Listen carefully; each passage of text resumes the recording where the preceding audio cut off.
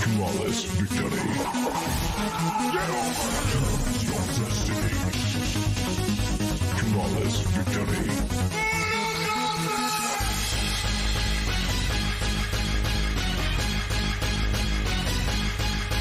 Fight!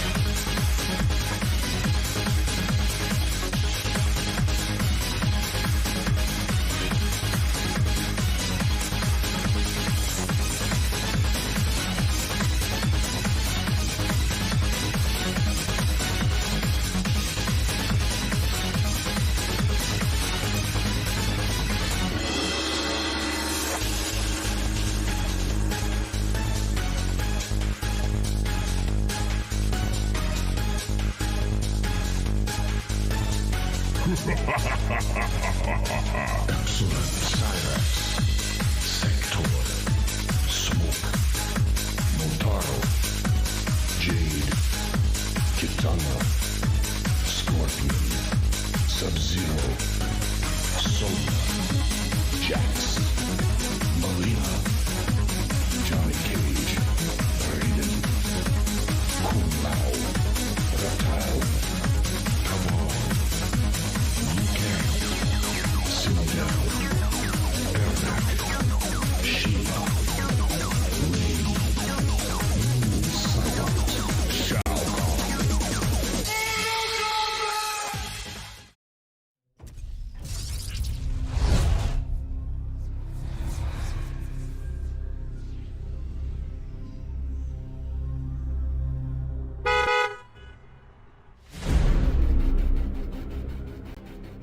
The swarm brought ruin to our world. Our proud people became refugees. And yet, they could not shatter our unity.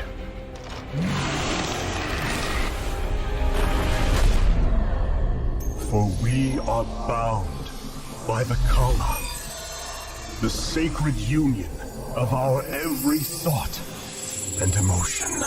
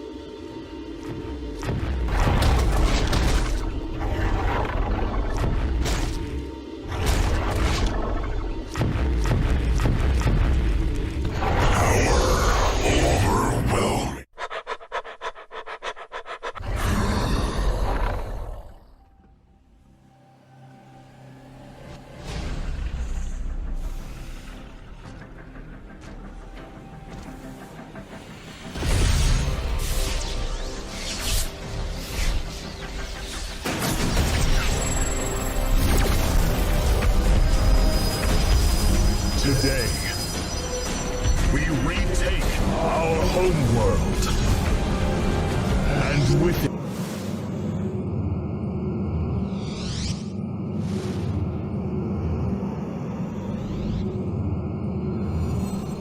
we retake our homeworld. We retake our home. We retake.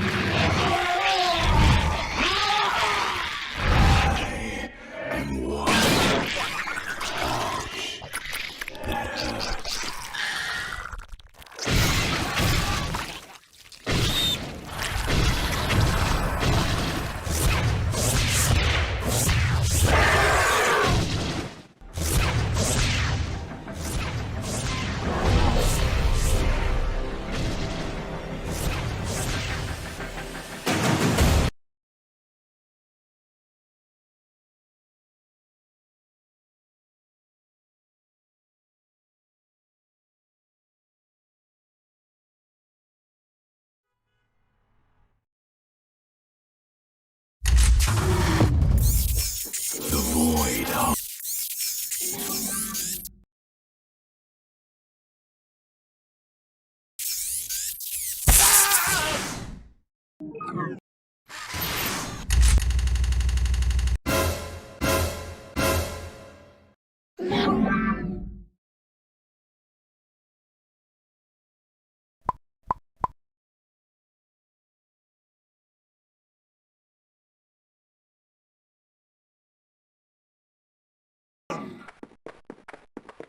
None shall stand.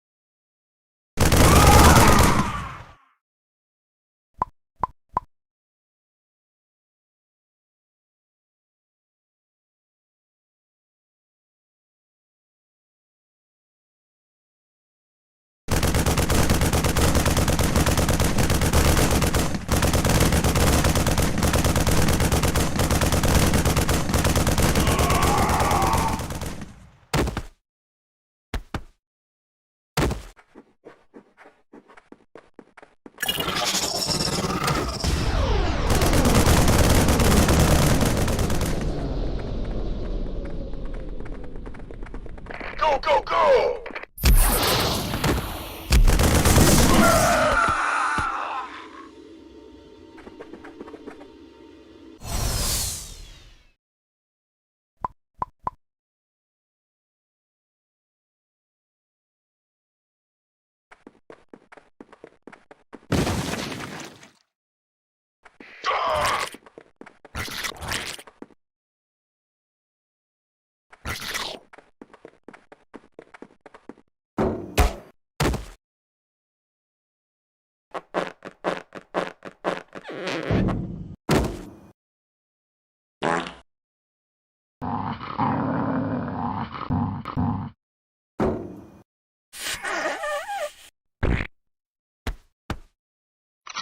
Let's rock!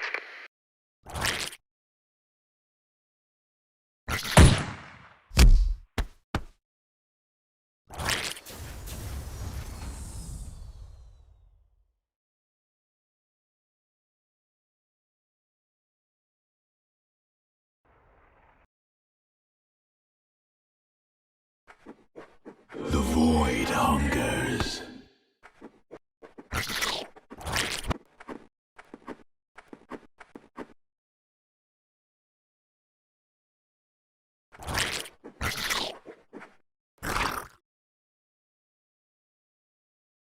Do not make me.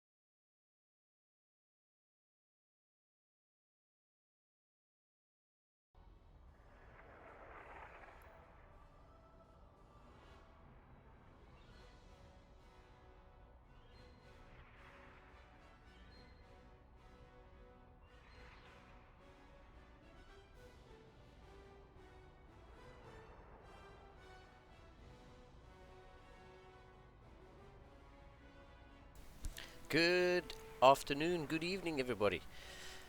My name's Linglad, and welcome to the 4th edition of Metal League Madness. The CSO tournament for an MMR caps of 3.2k MMR and below, 3240, I think it is, somewhere around there. Yeah, I mean, we've got quite a stacked little bracket. Good to see. Quite a few people showing up for the tournament. We've got the bracket on screen now. We've got 12 people, all in the metal leagues, ranging from bronze to platinum, looking to duke it out to be the winner of the 4th edition. And yeah, so we've got a very new young player who's still trying to figure out how things work, and it's great to see. As a more experienced person is saying, let's teach him how these map vetoes work and get everything ready. So our first game is a little bit delayed, but everyone is here and ready. We're just trying to bring everyone up to speed, and it's great to see the community helping each other along and getting this one going. So until then, yeah, we don't have too much to say. Our first map is going to be the Scorpion versus a bored person died. His in-game name is Hasty, and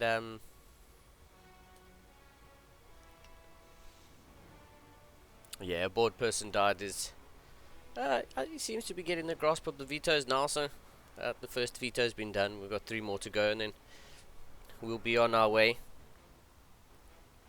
Really nice of CSO to let me cast this week's Metal League Madness. Good to see a league for a tournament for people who aren't so skilled but are still very much learning how the game works, and it's nice for them to square off against people who aren't hundreds or thousands of MMR above them and get absolutely stomped on by someone who's might just have better mechanics or something. Gives them an opportunity to play people maybe a little bit above their level, so they can play someone difficult, slightly more difficult, and step up their game, or someone a little bit below their level to increase their confidence. Not getting too ahead of myself.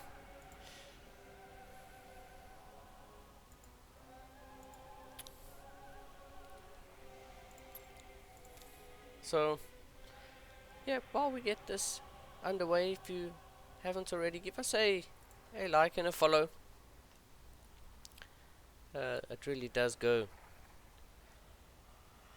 a long way. Give us a follow and turn on that notifications bell, so you will get notified when we go live with a new tournament. And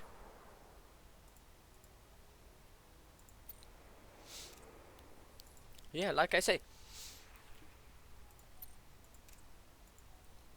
we're just trying to get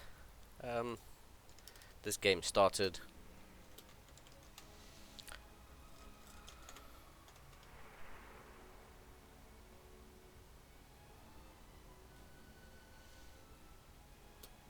So don't mind my silence while I just try to clear something up quickly.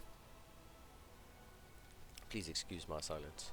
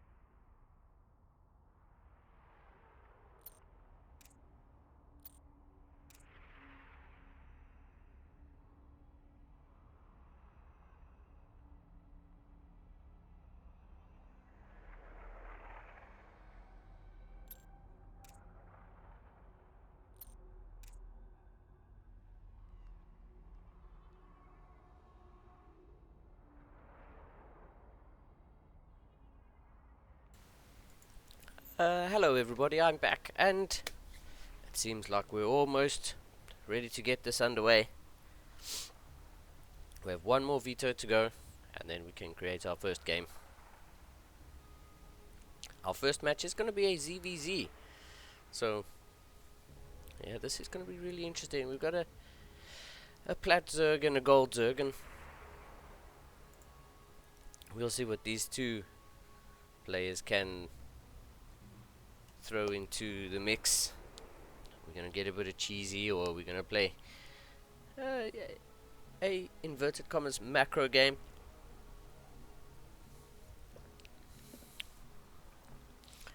If any of you watched the last Katowice tournament, the ZVZs were out of this world, from the best that the world has to offer at the moment. And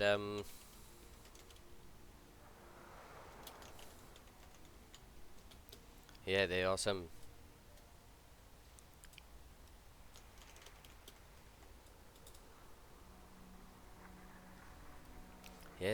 really good strategies out there. So hopefully these players were paying attention and watching the best in the world, and have found some strategies that they want to use.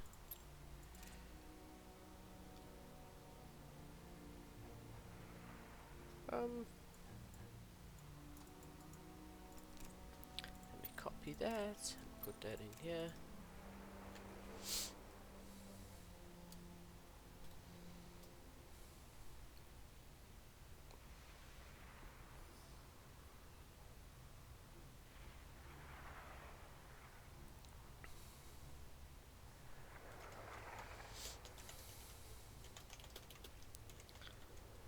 Looks like the last vetoes are in, and we're just waiting for a map pick.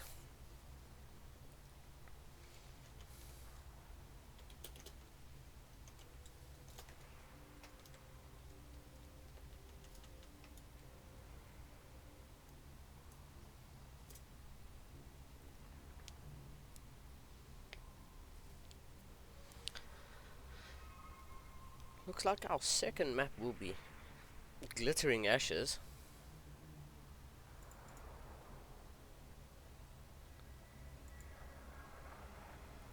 So just waiting for Scorpion to choose a first map, and yeah, he chose a map that had already been vetoed. So like I say, these are relatively new players to the game, and we're still trying to get into the swing of things. So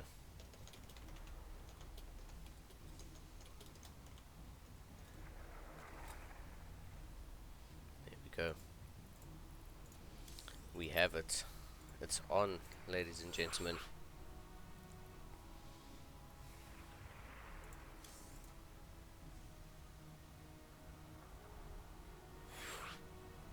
Apparently not.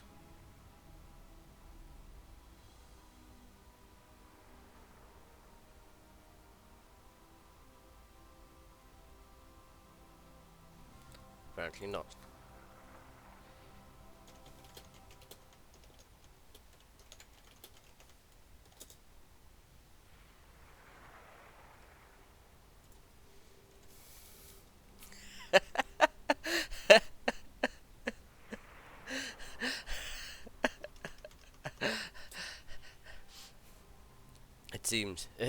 It seems that one of the players missed a veto and is trying to start a game with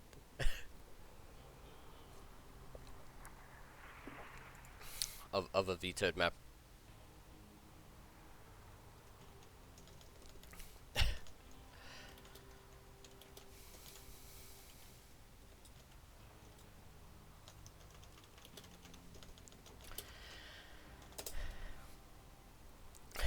Sweet.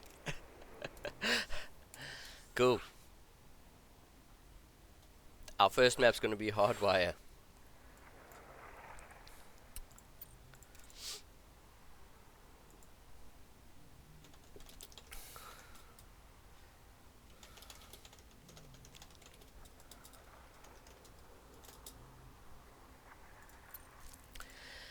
Our first map's going to be Hardwire, second map 2000 Atmospheres, and Blackburn is our last map if we get there.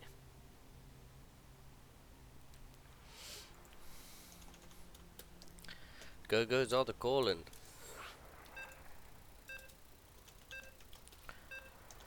We're getting right into this one. As I say, sorry for the delay in getting the game underway, but you know, we all entered our first tournament and didn't quite know what exactly was going on, so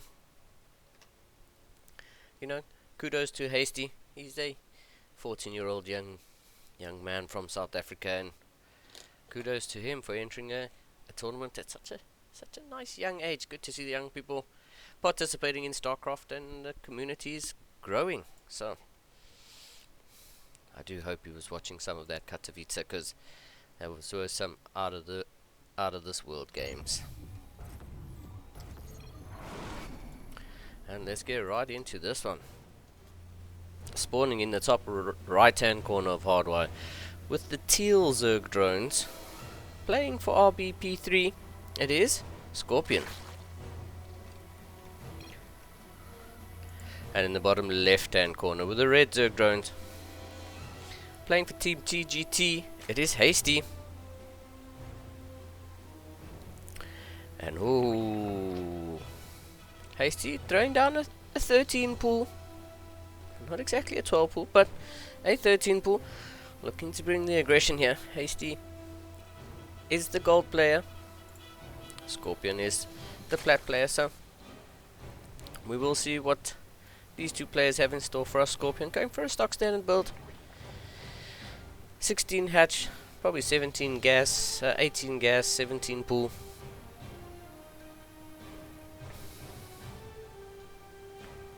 Oh, yeah, there we go. Fires up 3 drones. Seems to have missed that one, but yeah, we'll be making the extractor and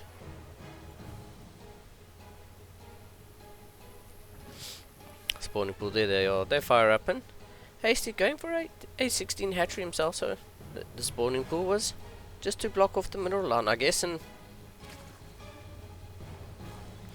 that's really all there is to it.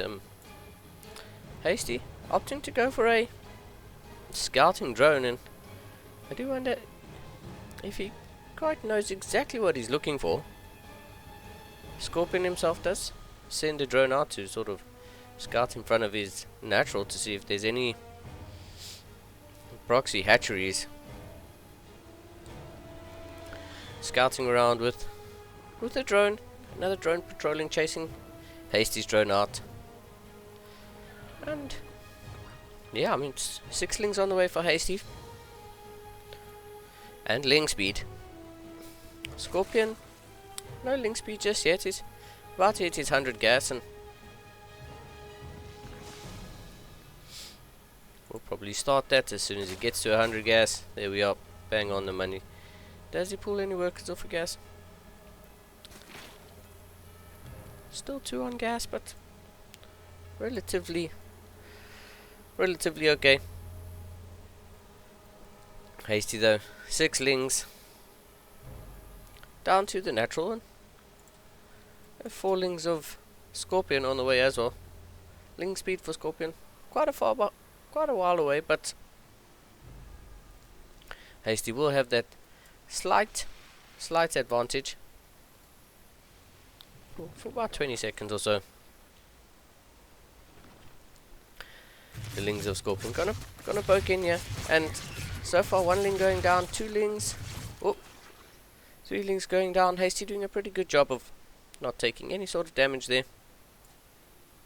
Getting a 3rd base behind this is Scorpion, and both players going for a baling nest, so really not surprising to see, as some baling good baling connections can really swing the tide of a match in one person's favor. But Hasty staying on 2 bases, sending those 6 lings across the map. Both players around 25 workers, 23 workers. for Scorpion, who's thrown down a defensive spine crawler. I think he saw the Lings of Hasty leave, so he does know that there's some army units on the map here.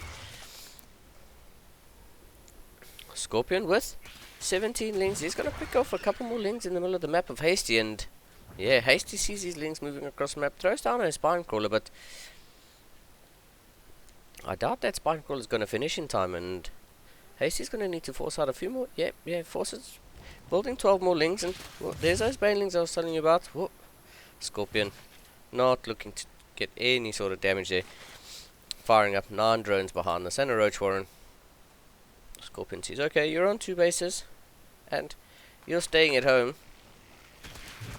Oh, 2 Lings do get in, and they do see that there's a lair on the way for Hasty, and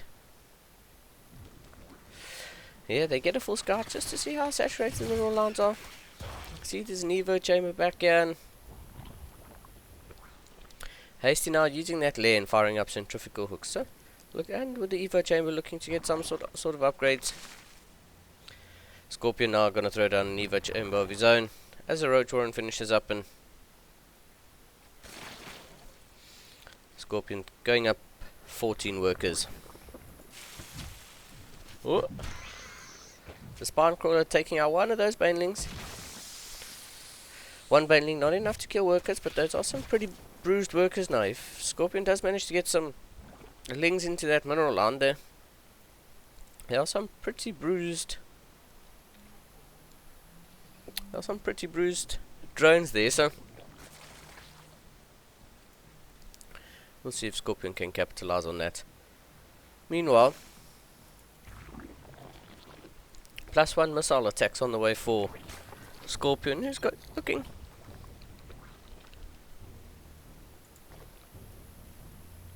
He's looking to get some serious roaches out here. 6 on the way. Queen injects seem to be good. The queens are pretty low on energy on the side of Hasty. Yeah, also pretty good. Really good to see the good injects. Mechanically, both these players seem to have that part of the game down. I mean, the screen has 2 more injects, but I mean, they're not banking up energy. And the Roach Warren goes down for Hasty in the main base. So Hasty also looking to move on to that next level of tech, as the lair is on the way for Scorpion, about halfway done.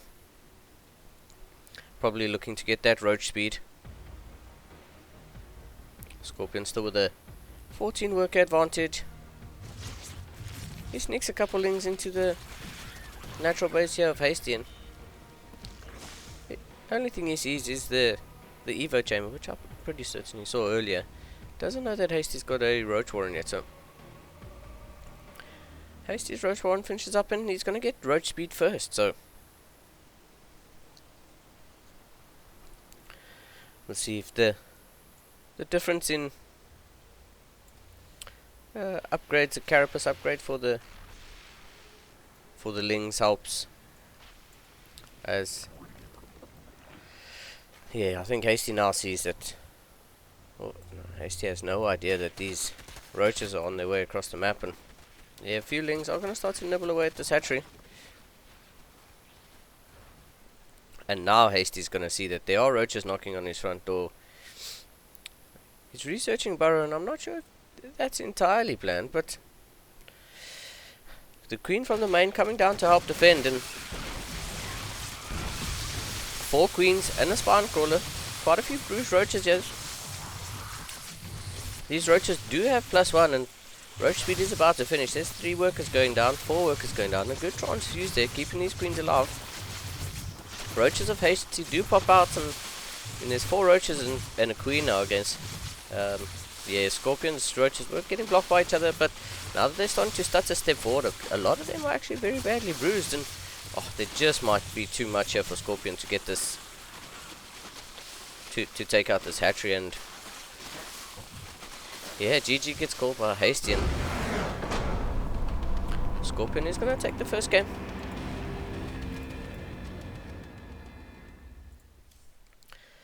Very nicely done there, both players off to a off to a slow start. It is the first game of the tournament, so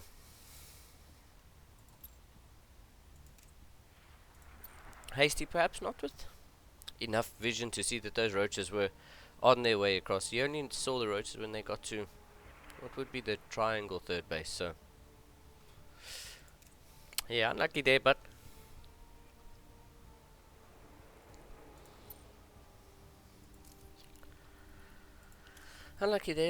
you know, these sort of things happen.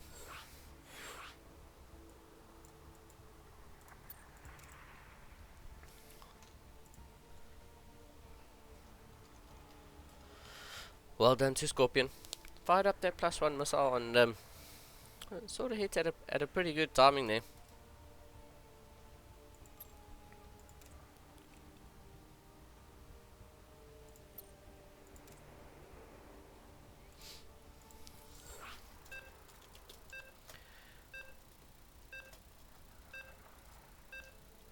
Game 2 on the way. Hasty definitely looking to bring it back in this game. He did open up with the early pool. Didn't really do anything. I think that was just sort of defensive, going pool first.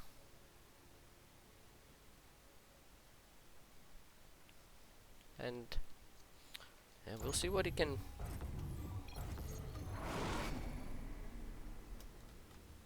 We'll see what he can bring to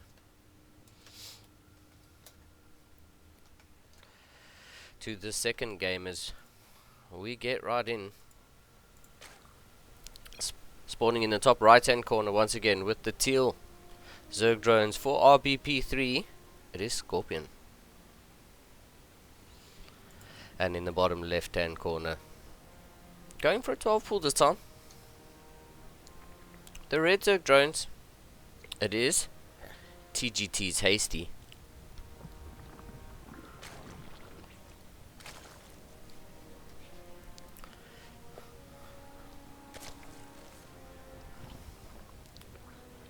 Again, opening up pool first. I mean, Scorpion going for the standard 16 hatch.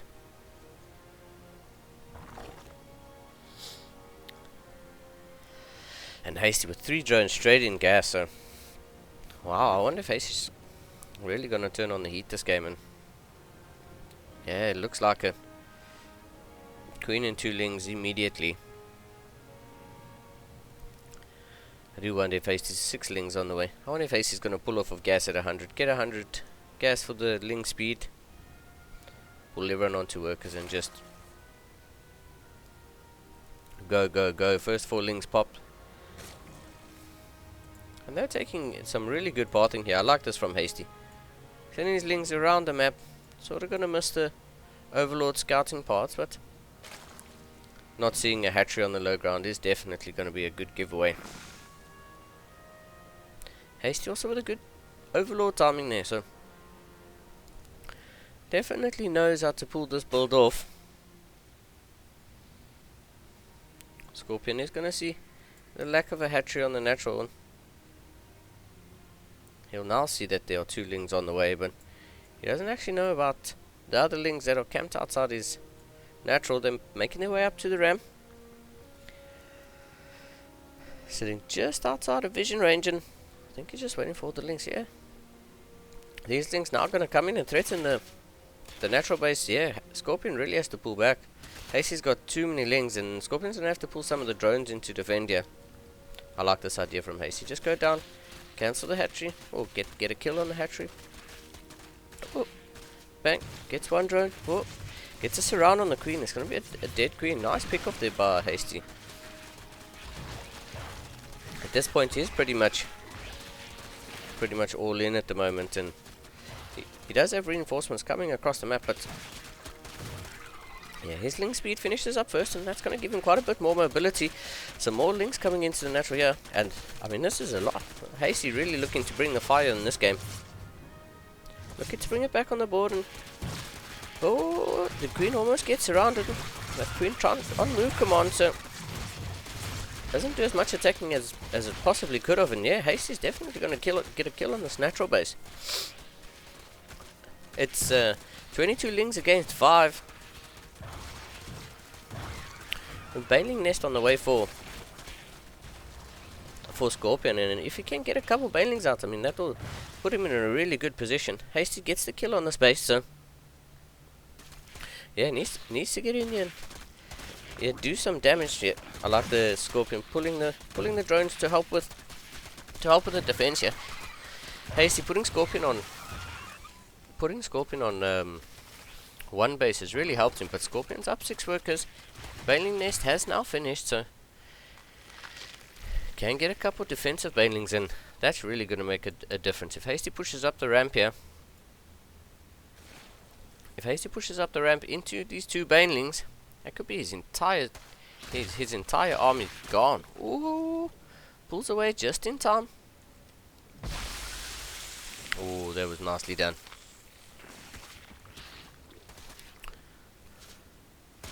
Oh, I do like this. Oh, I do like this micro from Hasty. Really just trying to use one link to detonate that Baneling. Ooh. Almost gets it right that time as well. Hasty really with some really good micro here. 23 lings against 3 and some Banelings. Oh, takes a bad Baneling connection there, but yeah, Scorpion doing a really good job of holding this. Right now Hasty's just making lings, and more lings, and he's trying to get an opportunity to pick off this Baneling, and Scorpion's done a pretty good job of keeping that Baneling alive, but now there are no more Banelings. Scorpion, I believe, has oh, no reinforcements for Hasty coming. Hasty's really taking a good fight at the bottom of the ramp, the ramp to the main base, and yeah, he's gonna push up into the main base. There's no Banelings left. Two more lings hatching. Yeah, there's a queen blocking the entrance to the mineral line from the right hand side of the hatchery. Does Hasty get? Oh, he almost gets us around on that queen, and yeah, Hasty gonna get a kill on that Baneling Nest again. This queen in this choke point's really doing such a good job of getting so much DPS. Oh, Hasty, the queen, it's on 6 health. There we go. Hasty picks up the queen, and now pretty much has free reign. Oh, GG gets called. Wow. Hasty bringing it back with a 1 base all in. Wow. Scorpion held it really well there for quite some time, but Hasty with the hard fought aggression, the all in, and we're going to game 3, ladies and gentlemen. Wow, that was very nicely done. Kudos there to Hasty.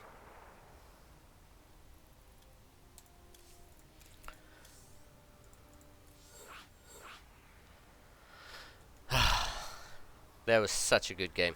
I'm well impressed.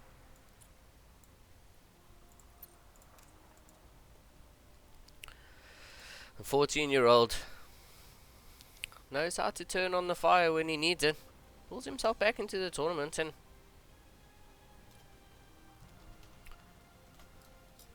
yeah, looks like we've got a series on our hands. Gogo gets called from both players, and Blackburn LE is going to be our last map.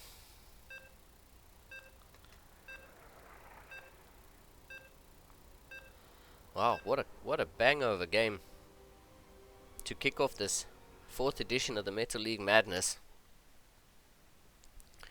ZVZs, a plat versus a gold, and from that last game, it was, I mean, you wouldn't have said, but Hasty sort of saying, you know, he killed the natural expansion. Killed the natural expansion, took out the Baneling Nest, and you know, instead of droning behind it or expanding and saying, you know, when you're ahead, when you kill the hatchery like that, and you know, sort of go into a macro game behind it, Hasty, you know, he knew he wanted to kill him. He really wanted to get a point on the board and take us to a game 3, and in a game 3 we are. So over in the bottom left hand corner, Blackburn once again with the teal Zerg drones. For RBP3, it's Scorpion. And in the bottom right hand corner, the purple Zerg drones. For TGT, it's Hasty. And once again, with a little cheesy Hasty here. Where's this drone off to? Oh, is this drone just gonna have a good scout and see? Wait a second. Oh, are you cheesing me? It doesn't look like it. Hasty's drone does go in, sees the natural expansion, so you should already know that there's no pull first or anything like that. Scorpion going for a stock standard 16 hatch 16 hatch, 18 gas, 17 pull. Hasty tries to get in there to block that spawning pool momentarily and doesn't get it right this time. He did go for that early pool again and is making lings. It looks like he wants to be really aggressive and he's going to take a gold. That drone had eight minerals in it, so that's a good luck drone. He's going to take the gold and I mean I really like this from Hasty.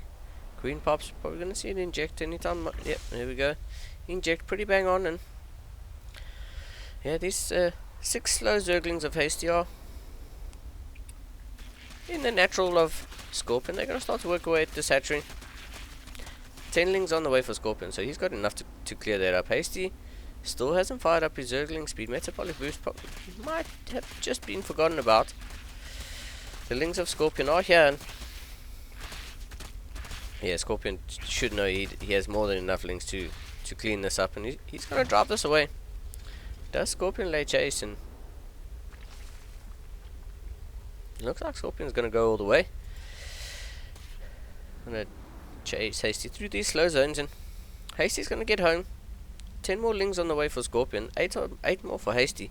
Scorpion is aware that this gold base is going down, so yeah, I was going to say it'd be a good idea for him to just isolate this base and maybe get a cancel. Now he's in a good position to get a kill. If Hasty doesn't respond, Hasty now has more lings on his side of the map, but Scorpion's really turning on the aggression here. Both players up to 18 drones, and there's a scuffle here, and I think Scorpion took a little bit of a favourable trade there, but I think Hasty gets a bit more surface area on those lings and quite a few bruised lings there. Hasty throws down a spine crawler at the gold, so definitely looking to keep this safe as metabolic boost finishes up for Scorpion, and his lings now just have so much more mobility, and they'll probably get they get 2 drones. They're gonna get a kill on the spine crawler. That was a kill, not a cancel, so that's really unfortunate. And yeah, it looks like Scorpion's he killed all those lings. He's got reinforcements on the way up here, and yeah, Hasty just doesn't really have anything to answer these lings. Scorpion will probably turn up and take out this gold base, but metabolic boost now about to finish up in a couple seconds for Hasty, but it's not going to be enough. Yeah, Scorpion's just going to go straight for the jugular and head straight up into the main. He's got the banelings, he's got the lings. Oh, GG gets golden. Yeah, Scorpion takes a pretty convincing game 3. A pretty convincing game 3. Kudos to Hasty. You know, he really showed up today and gave us a really interesting game 2 there. Game 1, he really wasn't that far behind, but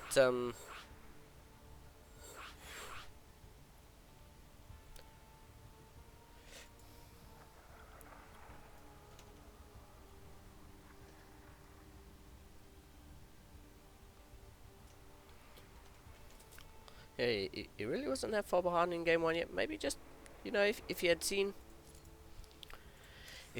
that those lings on the way a little bit earlier, he might have been in a better position to defend that. But well done to those 2 players. It looks like our next series is raring to go. our next series is going to be Demerzel vs Alien Mousy. I guess. I hope I didn't butcher that, but yeah, but the lobby's already created. The players have obviously done their vetoes and their map picks. We're in lobby now, and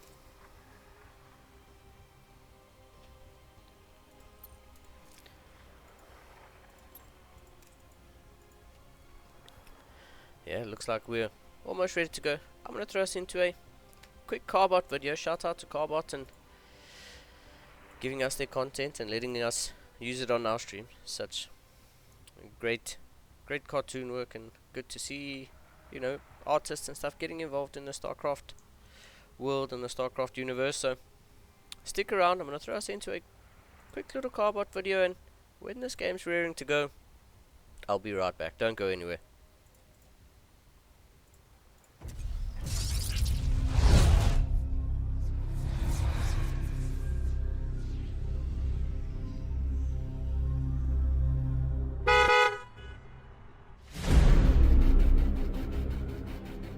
The swarm brought ruin to our world. Our proud people became refugees. And yet, they could not shatter our unity.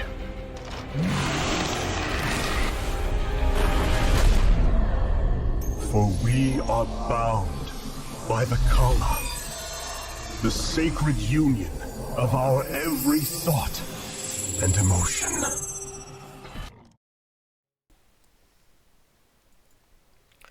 Well, my bad, everybody. Looks like these players said, no, Jonathan, no break for you. We're getting right into this one. And let me get this ready to go.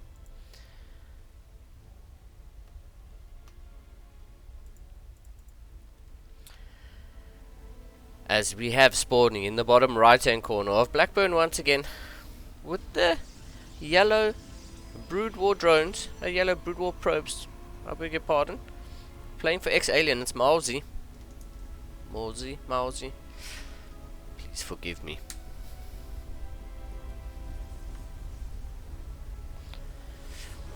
And in the bottom left hand corner for Team Heroes with the teal Protoss probes, it's Demerzel.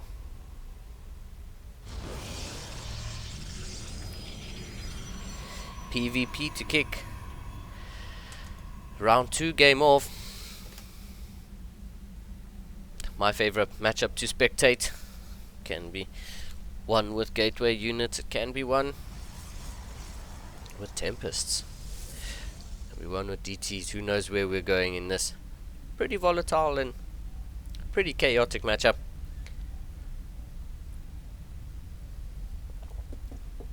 So far, everything is where it should be. Pylons at home, gates at home. Morsey opening up, Demerzel opening up with a 1 gate into core. Morsey 2 gates into core. But Demerzel very diligently gets a probe to block the natural expansion of Morsey. Morsey unfortunately doesn't get it in time.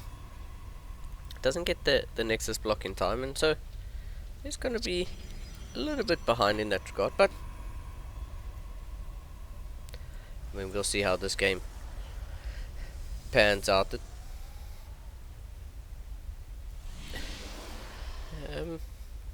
Morsey is going to open up Stalker, so in chronoing both of them. We'll see when he takes his expansion on. There we go. The Stalkers do show up and they do clear out that probe. Morsey now free to take his natural expansion. He does get a scout of the Robo, so he's well aware that a Robo facility is on the way. And ooh, Demerzel feeling somewhat threatened. He's going to go double shield battery. his natural expansion. Only has one stalker, so obviously feels like should Morsey move across the map, he doesn't have the production facilities just yet, and so he's gonna have to rely on that one stalker. In the meantime, Morsey getting his natural expansion down and playing a somewhat defensive game. He does have that. Never mind. That probe was positioned on the map in what would have been a nice reinforcing pylon space here, location on the high ground. But decides to go in and check once again and gets picked off by the stalker. Does see that there's a double shield battery. Does he see the double shield battery at the natural? He does see the double shield battery at the natural, so Morsey aware that Demazal is playing a pretty defensive game, and now using the sentries to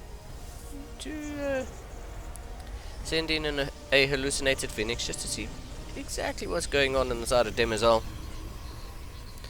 A stalker comes up from the low ground to chase this phoenix away, and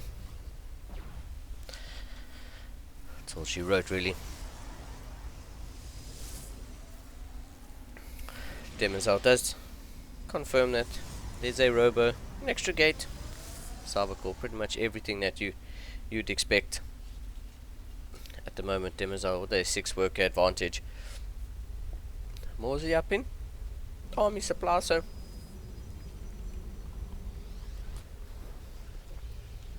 we will see how this game pans out. Both these players not looking to be aggressive just yet and sort of sticking at home. And the observer for Demazal does come in and sees the gateway, sees the rover. Didn't see the twilight, so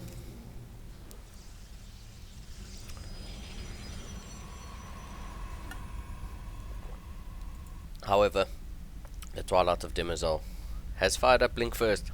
Morsey opting to go for charge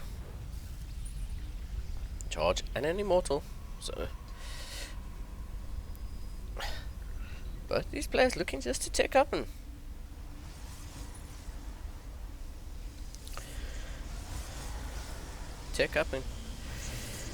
build a bit of an army before they decide they're going to take the fight to their opponent. I think Morsey, both players with an observer.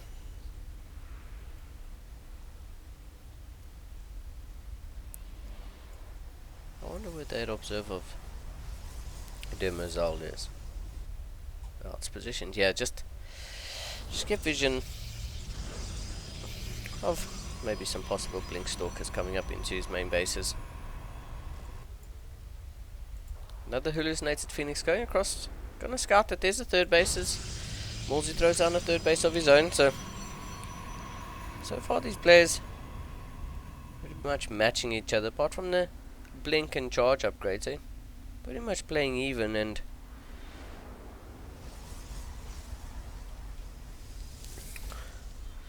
Demazal adding on a second robo facility and a robotic space, so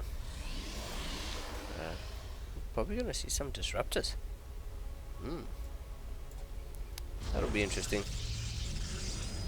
See some disruptors, and it'll be double robo disruptor. So is it gonna be double robo disruptor? Maybe not yet. That's okay. Both these players getting charge and blink. There's going to be disruptors, double robo disruptor. Thermal lance getting researched, which I don't know if that's intentional on the side of Demazal, considering he's going disruptor instead of Colossus, but we shall see. I mean, Demazal is up 12 workers at the moment, so definitely has the better income at the moment, but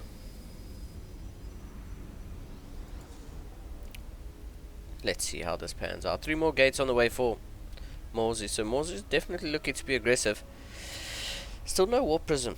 It's not 2 Immortals, and nothing else really came out of the Robos after of these two immortals. There are two disruptors here, so... Oh, I beg your pardon, there's a warp prism. I thought I didn't see the warp prism. It obviously came out of camera view and I've missed that, my bad.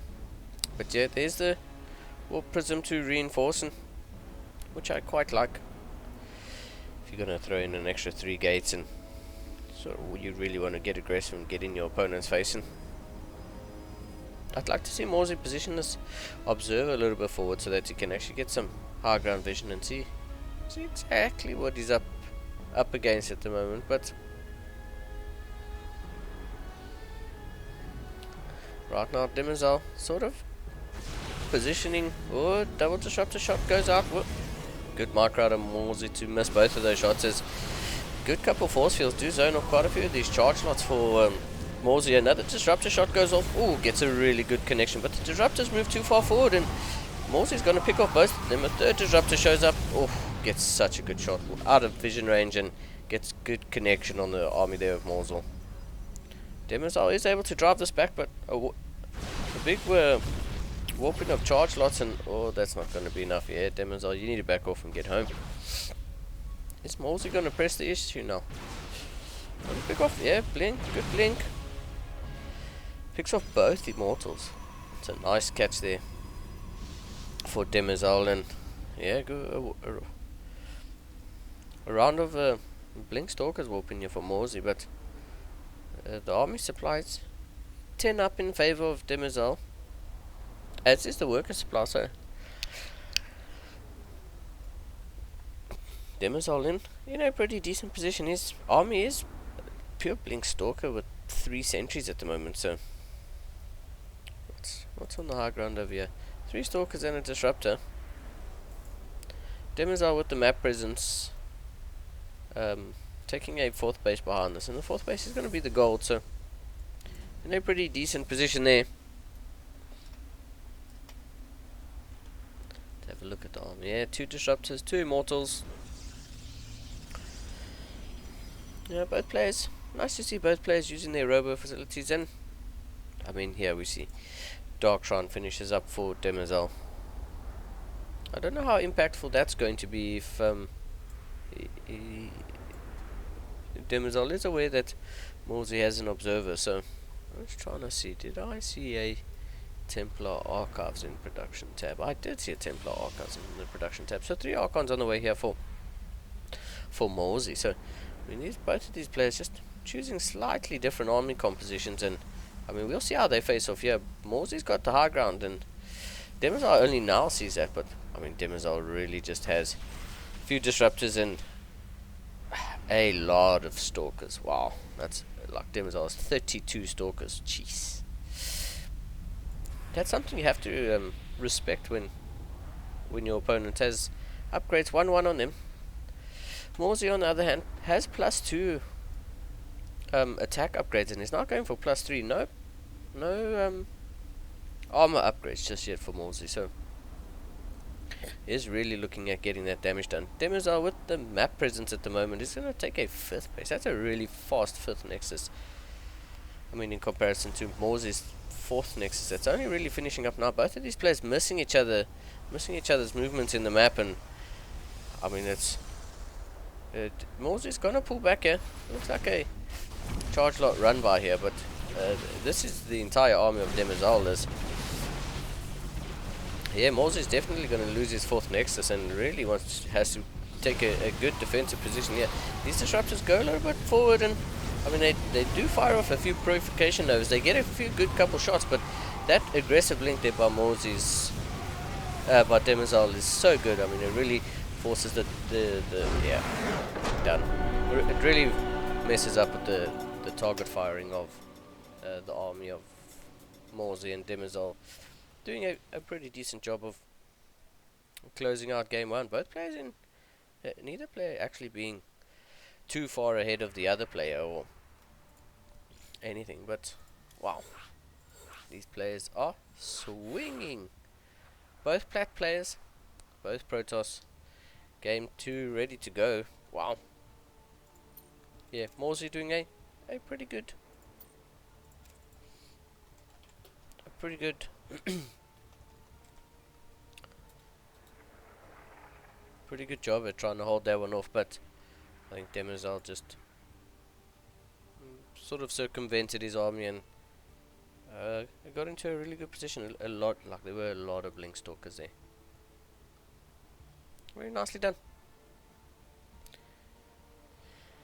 PvP can be pretty volatile. Let's actually have a look at these players' profiles. So Demerzel's a plat 3, a 2.9, 2.6 MMR. Morsey. Also, Morsey's plat 1 at 3.1. Oh, sorry, they're both plat 1 apparently. Plat 1 badges, so these players should be on the same level, and I think it showed in that last game. They pretty much matched each other in terms of buildings and timings and worker production and all of that, but game paused. you know, Demerzel getting them. Oh, we have a pause. Demerzel getting the first win there.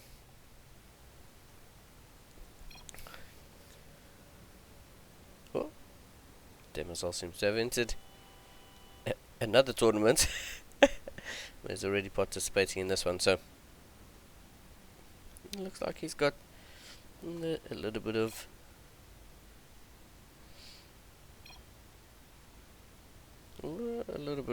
admin to do on his side, but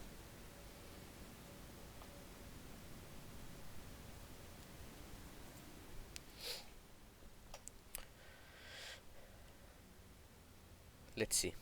He's now showing up in this tournament, and he's 1-0 up against Morsey, so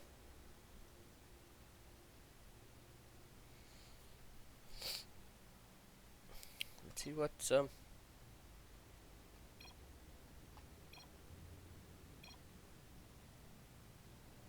Game resumed. there we go, we're back in, sorry.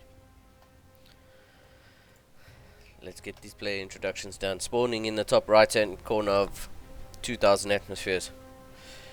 4x aliens, yellow Protoss probes, it's Morsey. And the bottom left hand corner with the teal Protoss probes, 4 team heroes, it's Demerzel.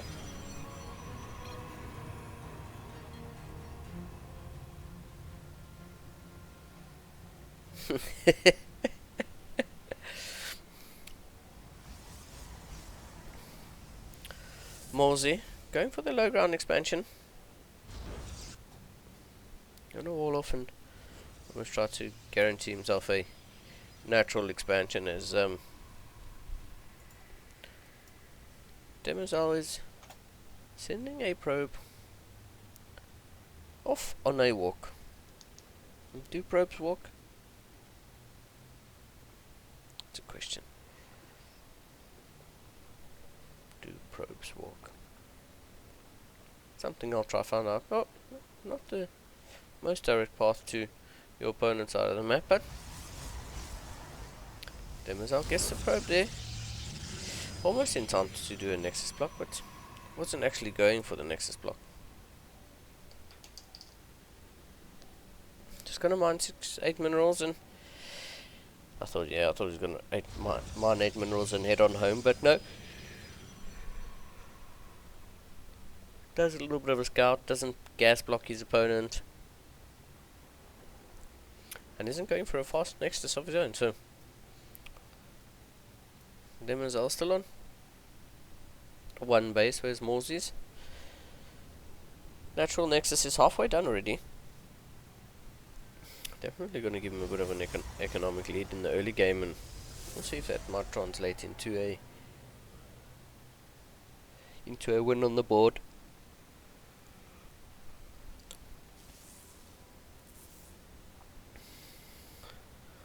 Yeah, the probe of Morsey. Now in the main base of Demerzel, I thought he was going to go for a Nexus block, but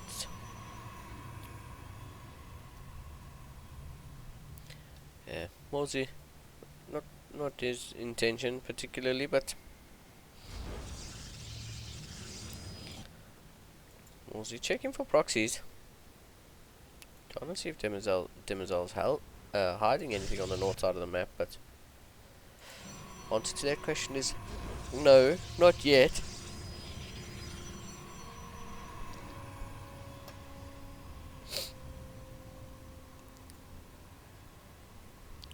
Morse, even though he has that extra nexus, he hasn't particularly taken the lead in terms of workers. Wow.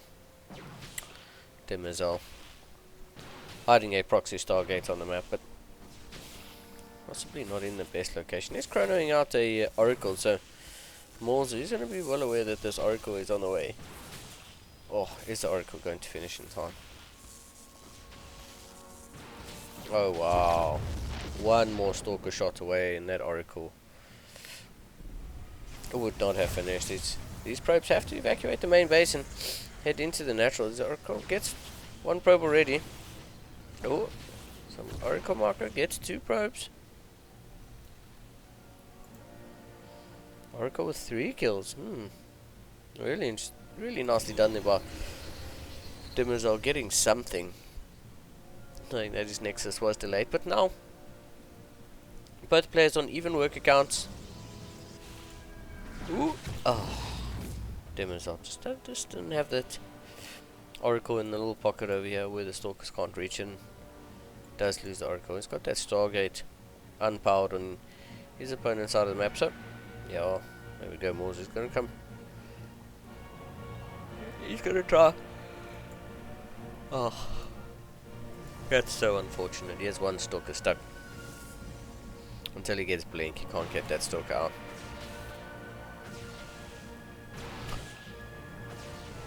Yeah, Morsey leaving one Stalker there just to clean up that Stargate. Make sure that his opponent can't repower it with a Warp Prism and build something out of it, or Hallucinated Phoenix. It's gonna come.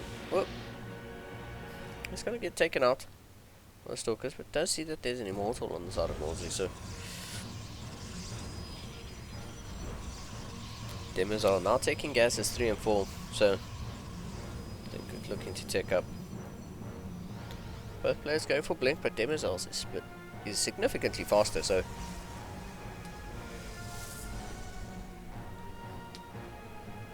how many gates does Demerzel have? So only 2 gates, and 2 gates on the side of Morsey, so both players with the same amount of production facilities, but yeah, Blink finishes for Demerzel and he fires up charge straight away, so Demerzel can and there's the 3 gates, the 3 extra gateways. That's what I was expecting. A bit of a gateway explosion too. Get some army on the map, and these 4 Stalkers get you before the Immortals. They do manage to take down the shield, but the shield battery does a little bit of healing before it goes down, but I mean not much. This is now going to be a game of micro. The sentry throws down their force field and it's going to block a portion of the entrance, really not much. These Stalkers and 2 Immortals going to push in here for Morse in. Took down that shield battery, so not going to have any healing there. These Immortals doing some serious damage. Some Warp Prism micro here, but not well enough to keep these Stalkers alive, and I think Morse just has too much DPS on Demerzel's natural here. A couple more Stalkers do warp in the main, but I don't think it's going to be enough to keep this army of Morsey at bay. There's some target firing on that really low hit point Immortal, but yeah, as I said, I think Morsey just has too much and too quickly there. And Demerzel's gateway explosion not soon enough to get him the army supply to hold on to there. Those Immortals putting in some pretty serious work and ties up the second series of the night, going the distance. So shout out to these players bringing the fire.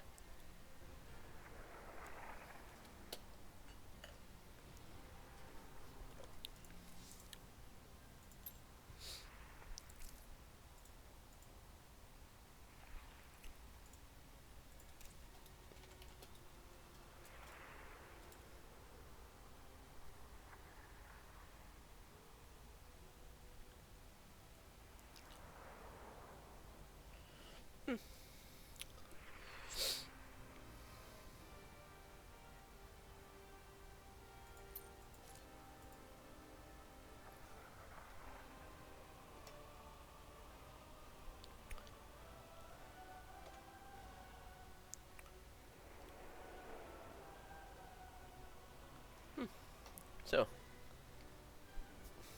games 1 and 2 fired up real quick, and not too sure about.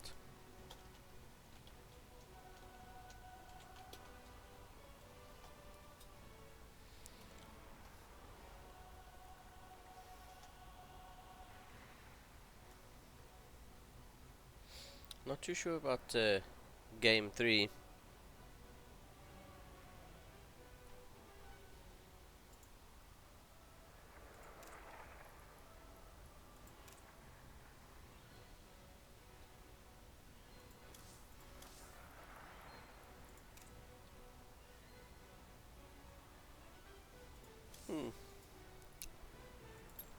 So yeah, I mean, some really nice PvP there. Good to see these two evenly matched players taking it to each other. Picking off that shield battery early on in that second game. Probably secured Morsey the win there. You could fire off a shield battery overcharge there. It was... oh, there we go. Have a party invite. There's some really curious ones. Yeah, I think if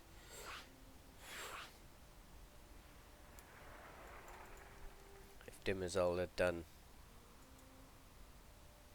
ooh.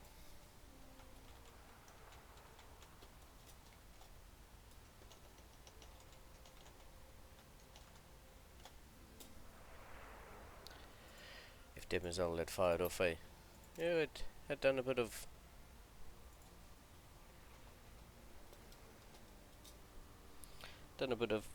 defending on that shield battery, and maybe used the energy on it to keep those stalkers alive a little bit longer. Might have been able to hold on, but Morsey with just a bit too much DPS at the end of the day.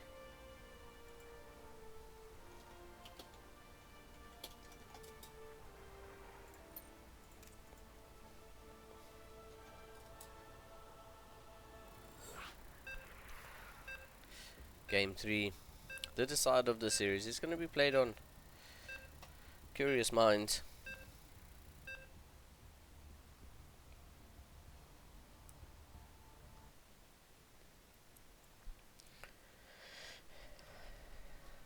Let's see which of these players can close out the series and be the second player into the semi-finals. The first player's already booked their spot. That'll be nobody. So let's see which of these two players go on to face nobody. As we have spawning in the top left hand corner of Curious Minds for Team X Alien, the yellow Protoss probes, it's Morsey. And in the bottom right hand corner, the teal Protoss probes. Once again, for Team Heroes, it's Demerzel. Let us see what Game 3 has in store for us.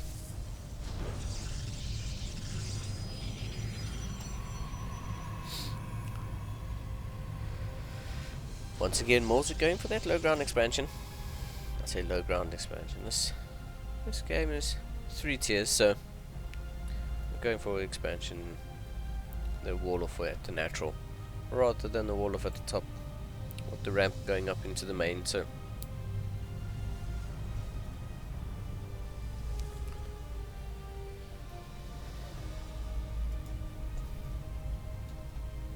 Demerzel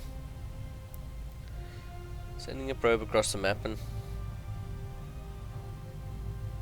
is this probe going to get the Nexus block? Definitely not.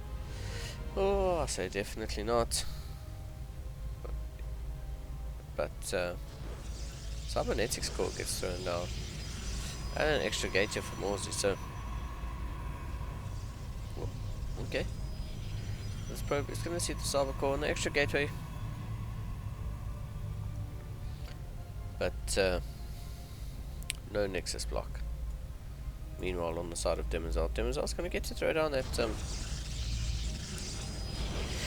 Nexus, and Morsey comes in just in time to scout it. So Morsey sees that his opponent's going for an expansion, and Yeah, once again we have the same openers. Well, one gate expand for Demerzel, whereas Morsey going for the 2 gates double stalker. This time Morsey throwing in, oh, this time Demerzel throwing in an adept. So that's something different. Oh, well, looks like it's going to be glaives. Adept with an early twilight like that. Maybe it's not going to be glaives. Glaives would be pretty cool, but I do like this for Morsey. Throwing in a pylon on the high ground here. I don't think that's the third base expansion that Demerzel will take, because there's a ramp going up into this expansion, so that makes it somewhat harder to defend if your opponent's positioned on this low ground here and you have 2 ramps to defend. But yeah, the stalk of Morsey is gonna catch this adept, and ooh, yeah, it's gonna actually get the kill on the adept. That's very unlucky for Demerzel. Pretty much loses his map presence there. That probe, ooh, almost giving away the position. If there was anything on the low ground for Demerzel, might have spotted that probe running back up, but I wonder what's going to be in the proxy there for Morsey. Does Demerzel have any idea that any inkling of an idea that this is on the way? I mean, Morsey hit really hard last game. This game he's got 6 stalkers against 2. That's 7, 8 stalkers now against 2. Gonna get the pylon powering both those shield batteries, and Demerzel once again without any shield batteries in his natural to defend, and yeah, 1 stalker already going down. Morsey, I'd like to see him take out the pylon, and ooh, there we go. Wow, Demerzel just really not expecting Morsey to be that aggressive, and Morsey just closing out the series with the really a 1 base timing build there, 1 base pressure build, and I mean closes it out.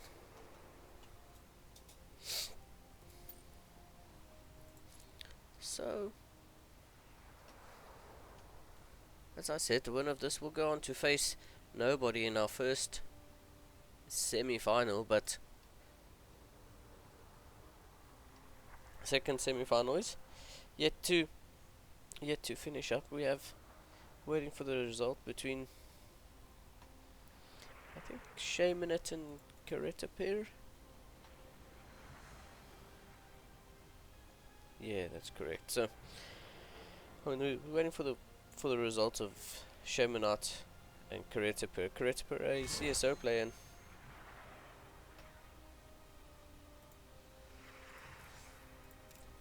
Kareta pair, a Series O player. So it would be nice to see him progress to go on to face Alpha in that semi-final.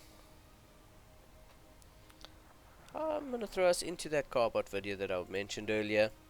So I'll be back in a few minutes. I'm just gonna grab some water and hopefully have our first semi-final for you when I return. Don't go anywhere.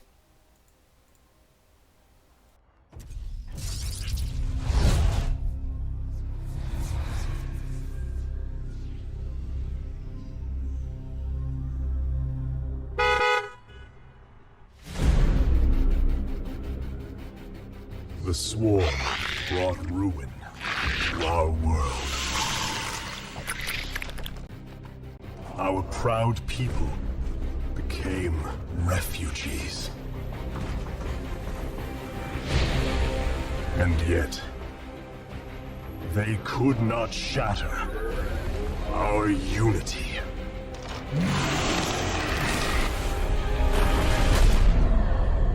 For we are bound by the Kala, the sacred union of our every thought and emotion.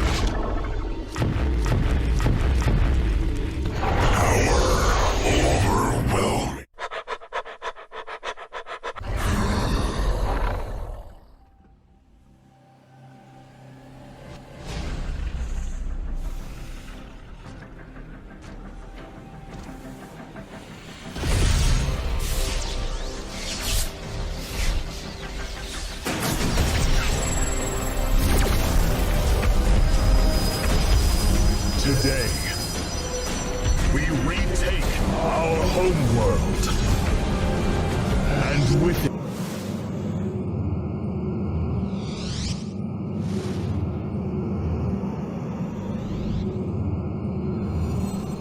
we retake our homeworld.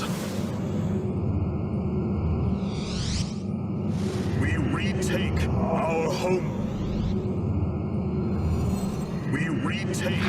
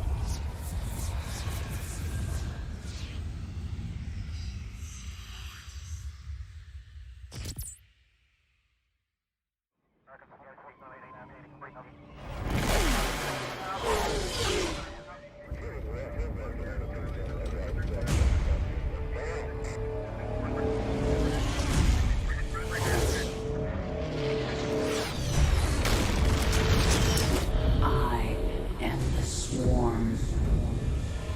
Armies will be shattered. Worlds will burn.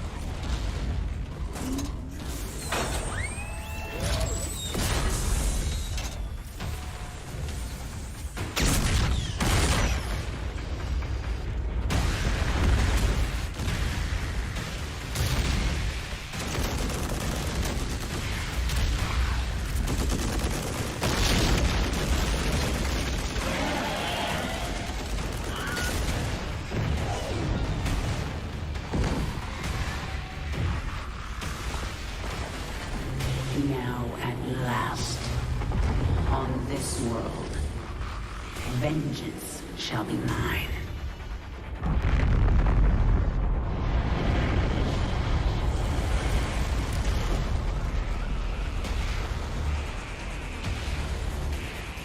For I am the Queen of Blades.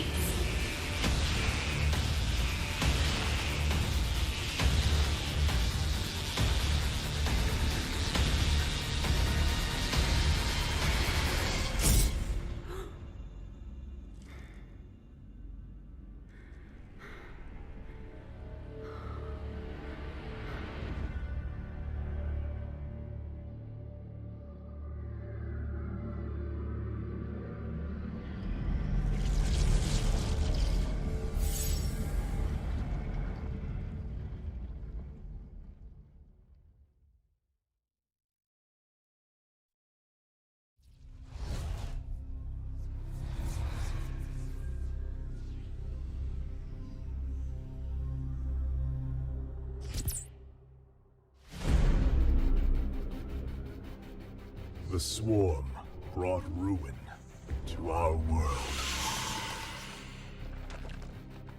Our proud people became refugees. And yet, they could not shatter our unity.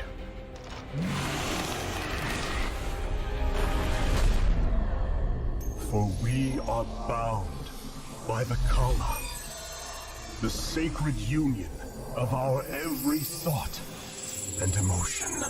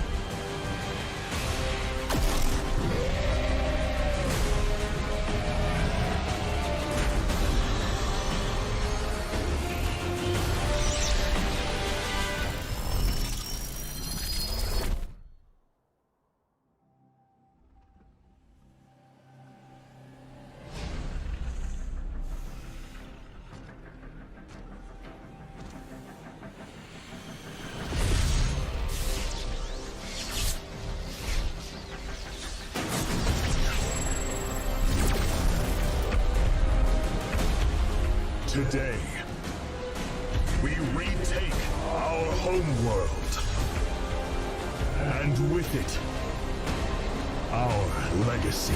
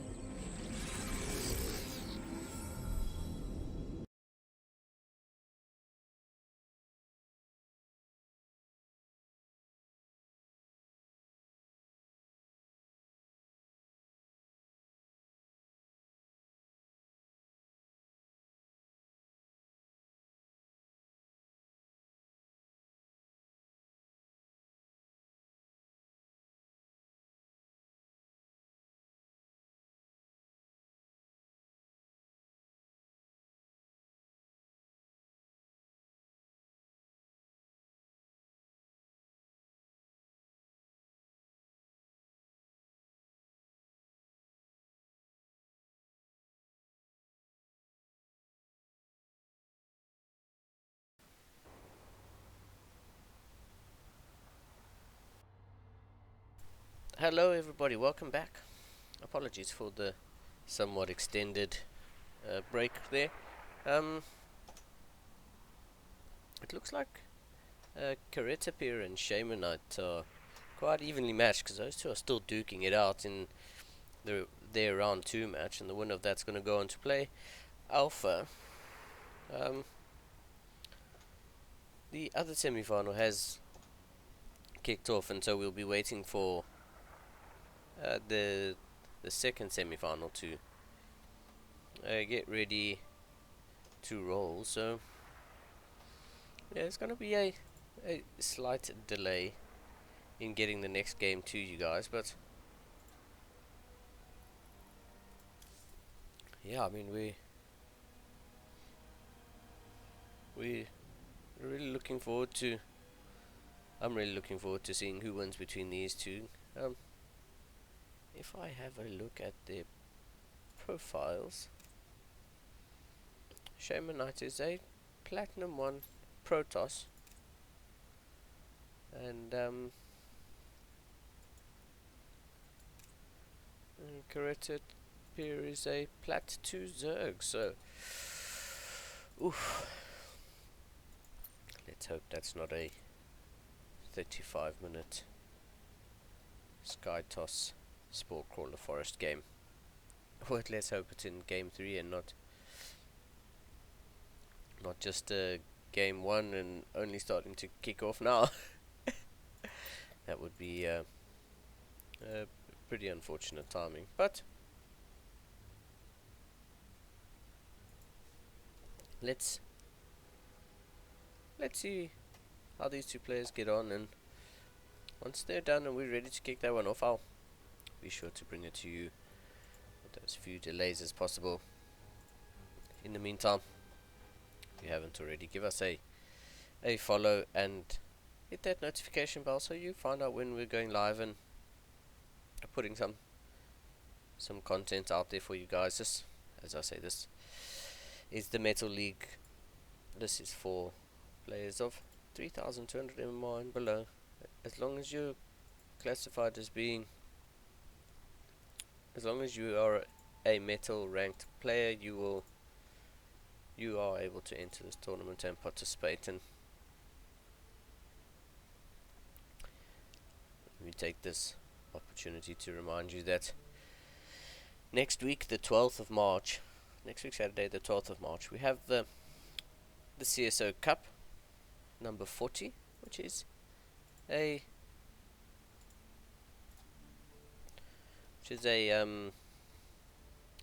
uncapped MMR tournament for players of any rank.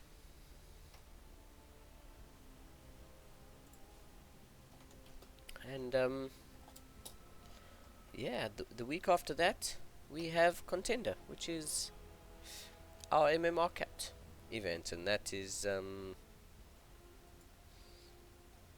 Contenders capped at, I believe, 4-4. I think it's like Diamond 3, somewhere around there. And that's always that tournament's always fun. So you want to put those in your calendar, be sure to tune in. Myself and the other casters, Tava and GX Alpha, will bring that to you.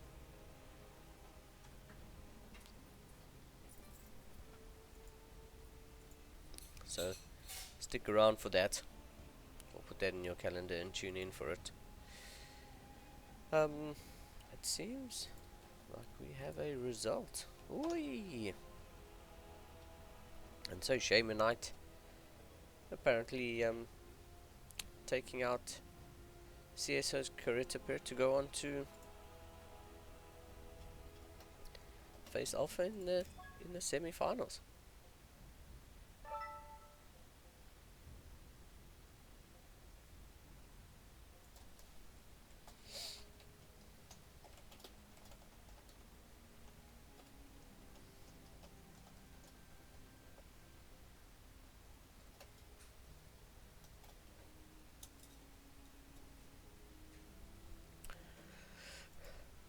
So while these players get their vetoes done and lobbies created,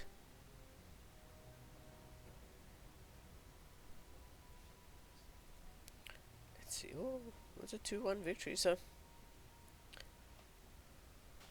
far tonight,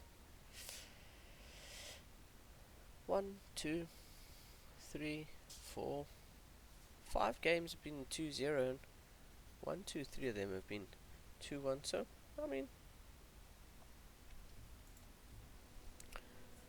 at least I'm fairly even. Well, the scores say fairly even, but even those 2 zeros could have been really tight. So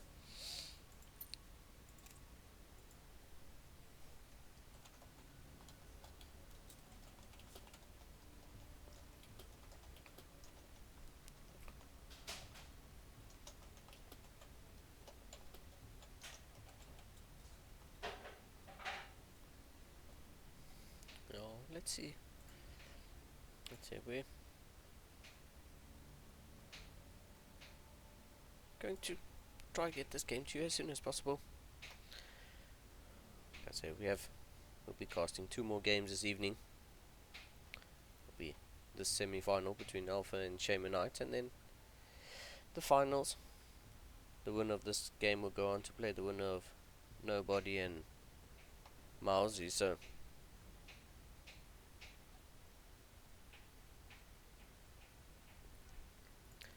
let's see.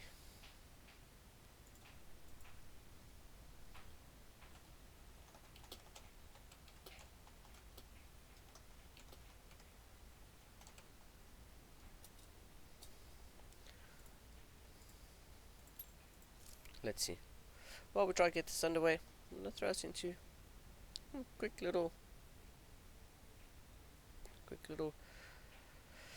carbot videos and so on. And as I said, I'll get this game to you as soon as I possibly can.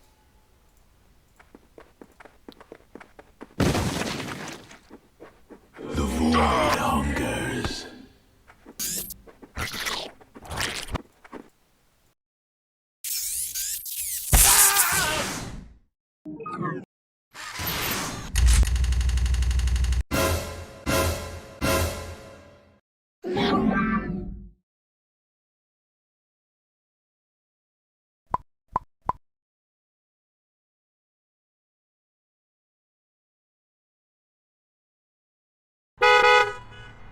This one time, Haru Naladan!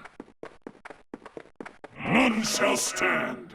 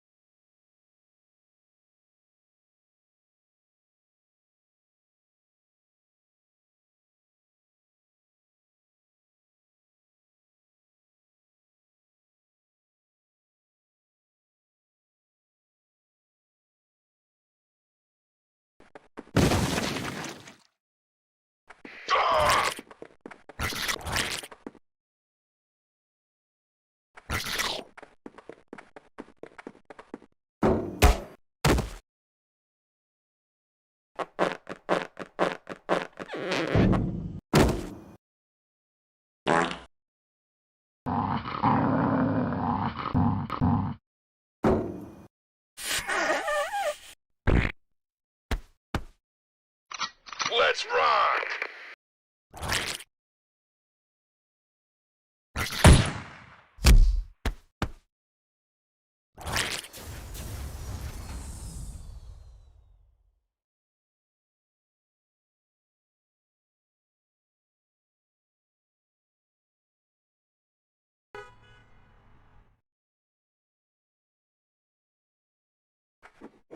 The void hungers.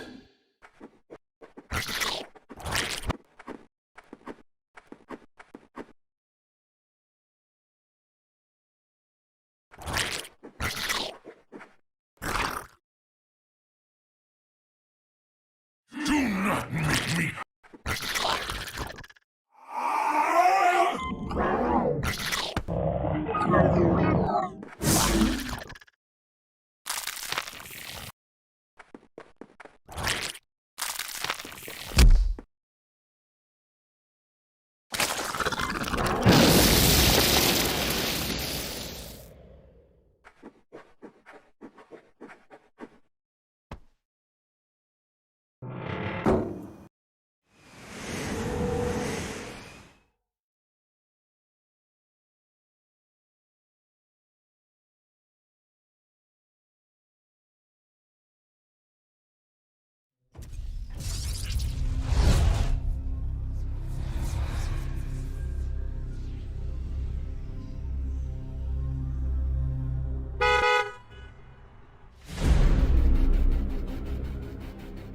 The swarm brought ruin to our world. Our proud people became refugees.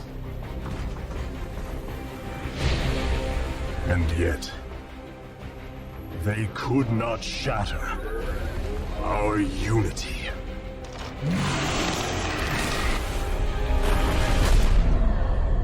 For we are bound by the Kala, the sacred union of our every thought and emotion.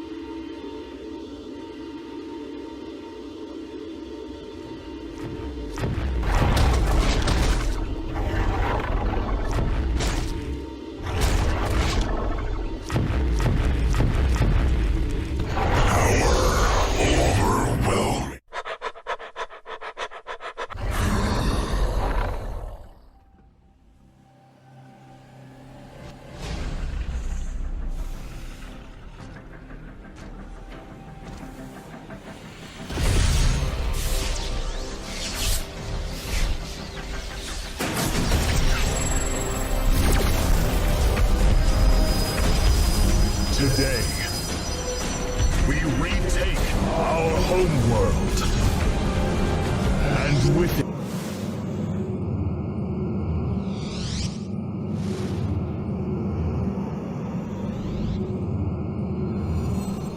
we retake our home world. We retake our home. We retake.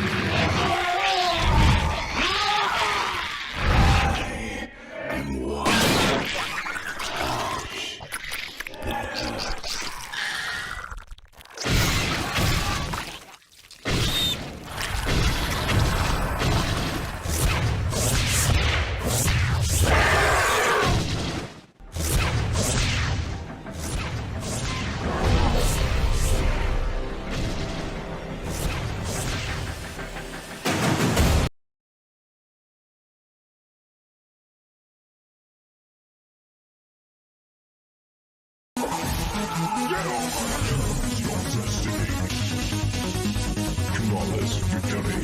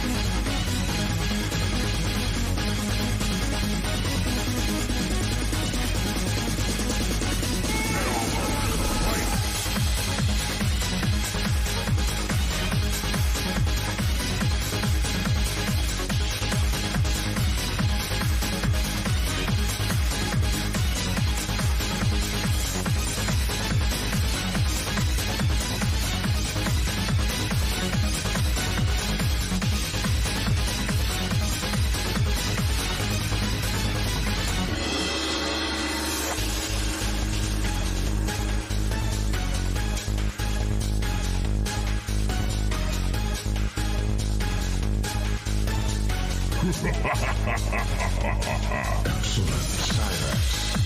Sector. Smoke. Motaro. Jade. Kitana. Scorpion. Sub-Zero. Soma. Jax. Marina. Johnny Cage. Raiden. Kung Lao. Reptile. Come on. You can. Sit down. Ermac. Shiva. Rain. Moon Silent. Shao Kahn.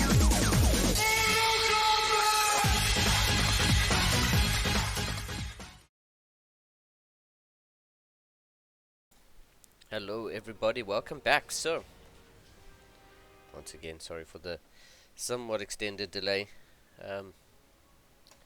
Seems we're having a little bit of a difficulty getting that bottom semi-finals to start. One of the players not quite ready or not quite here, so we're gonna hop into the upper semi-final. And in the upper semi-final we've got, once again, in the top left hand corner of Curious Minds, yellow Protoss probes for Team X-Alien. It's Morsey. Morsey's 1-0 up in this series, and his opponent in the bottom right hand corner, the purple Zerg drones. No team, it's nobody. Okay. Pretty normal opener here, but this drone is And drone probe has blocked the natural expansion from being taken, and nobody, just delaying a little bit. Good little bait there. Draws the probe away and gets to take his natural on location where he wants to, not forced to take a natural at the third. So we'll see how this game pans out, as we have a 16 hatch, 18 gas, or 18 pool, 17 gas, really. Pretty much just a normal build order for the Zerg, and on the side of Morsey, we're going to get a gateway expand. So Morsey, as we saw in that previous series, goes for the wall off at the natural. Did that against his previous Protoss opponent, who was Demerzel, but yeah, this series he's up against nobody, and yeah, still opting to go for that natural wall off. Nobody now, just pulling a couple links, probably just for scouting and to be safe, and expect nobody to take the opportunity to drone up a little bit. Does opt to go for the 3 o'clock position expansion, which does have a ramp that goes down to a low ground between the natural and the third. Both the natural and the third have ramps leading up to it, which could make it a bit difficult to defend, as the third is now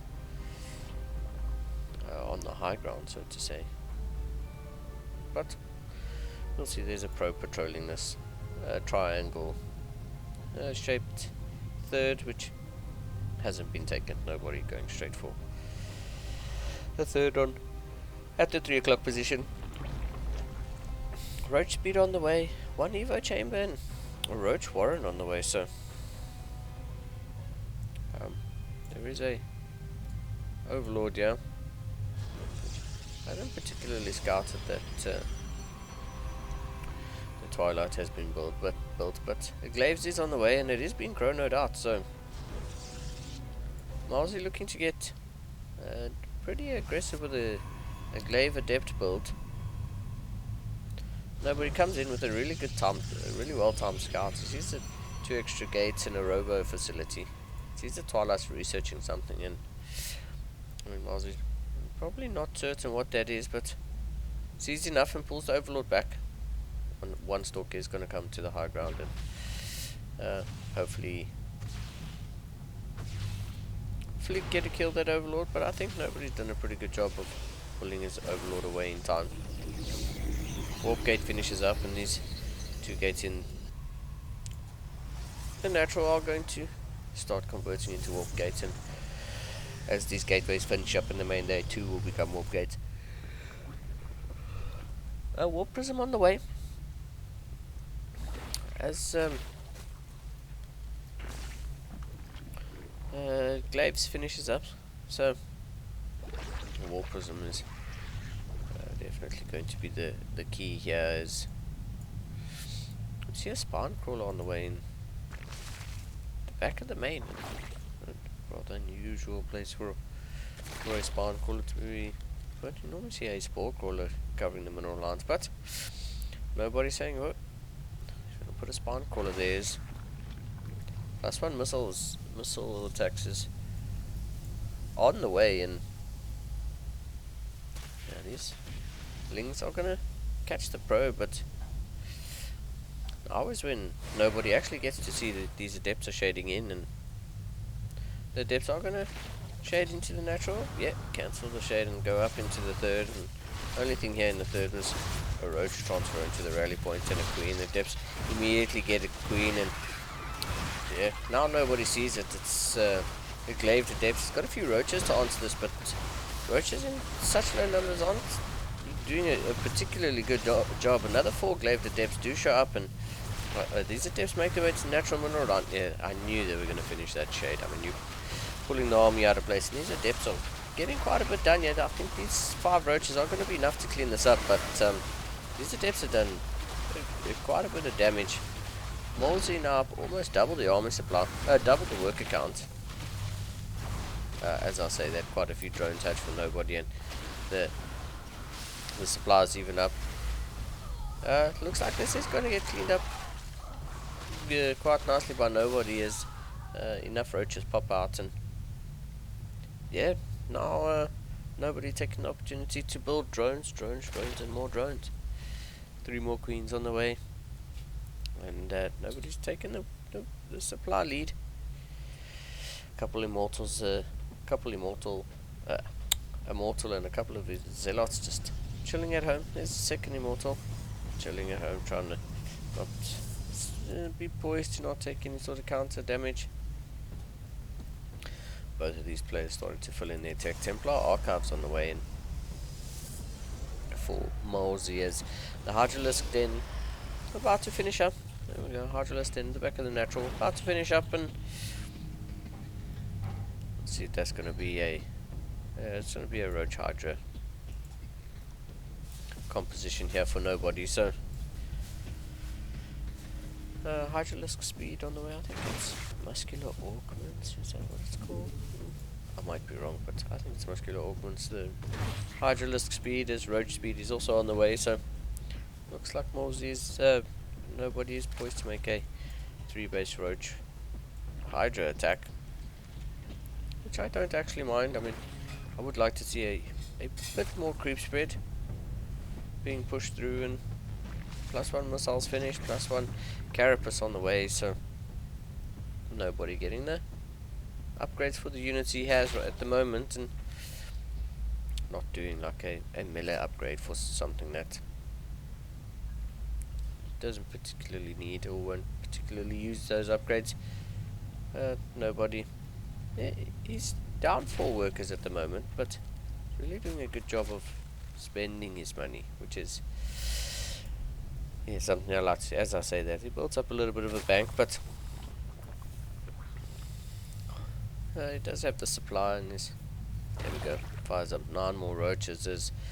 Looks like Morse is moving across the map with a pretty decent army. This Overlord is actually going to scout this, and yeah, nobody pulling forward, sort of going to engage a little bit off creep and make Morsey change his mind about engaging into this Roach Hydra army. Storm is on the way, so, and this forge has been chrono boosted, but I wonder if that was for missile attacks, or if maybe Morsey thought he had started an upgrade but actually didn't. It seems to be a little bit shy on gas at the moment. He's up to 6 gases, even though he's not fully saturated. Well, that's a serious gateway explosion. 1, 2, 3, 4 more gates, 6 more gates on the way here for Morsey. So Morsey really looking to get his production online, and yeah, Hydralisk range on the way. 13 more drones for nobody. Nobody deflecting that attack and saying, you know what, I'm just gonna drone. Players even on workers, even on bases at the moment, and yeah, I was about to say I'd like to see nobody take a 4th base. These players do seem to be somewhat evenly matched, and Morsey taking a 4th base of his own. Overlord positioning here by nobody. Definitely doesn't want to get caught out with the War Prism just sneaking into the main, as Changeling is positioned here on the north side, but I'd like to have seen that Changeling being actually in the army, in the Protoss army. Is yeah, it looks like Morsey's taking a bit of a forward position here, and he's going to rotate round to this 3rd base location. Steps a little bit on creep, and now nobody is aware that the army of Morsey is actually here. He gets a little bit of a heads up, and he's going to be able to slowly start to push this army back. Roach Hydra, 14 more Hydralisks on the way, plus 2 missile attacks. Nobody really taking this very seriously, and rightly so. This Protoss army, they can be quite deadly, and this is what I was talking about, that ramp leading up into the 3rd base here makes it a little bit hard to defend, and really good Guardian Shield, really blanketing this entire army of the Protoss some storms coming out there, hitting those hydras, and I mean those hydras can be a little bit weak. One lurker is here with the army and is actually going to get an opportunity to burrow. There's no detection here, so this lurker isn't going to take any damage unless it's from the splash. And yeah, this is majority of the army gets cleaned up here, and Maul's in a really good position, pushing up this ramp into the natural. Oh, that lurker trying to reposition and is unfortunately taken out. There's 6 more roaches on the way here for nobody, but yeah, Morsey just wow, Morsey just able to just bully his way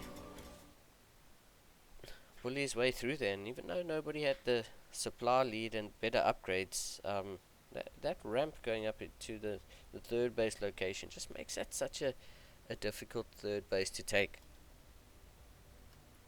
And so looks like yeah, Morza gets the 2-0 there over nobody. And, yeah, Morsey goes on to face Shamanite in the finals. It seems that unfortunately Alpha from Team Heroes just didn't show up, or something has obviously happened there, because I see that yeah, Shamanite's been given the walkover, so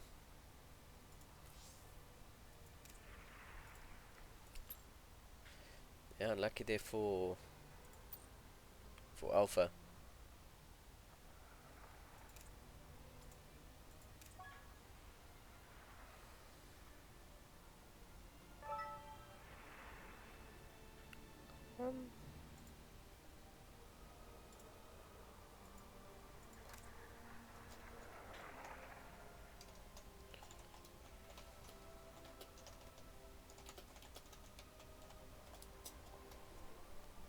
Yeah, and this is, I mean, I haven't seen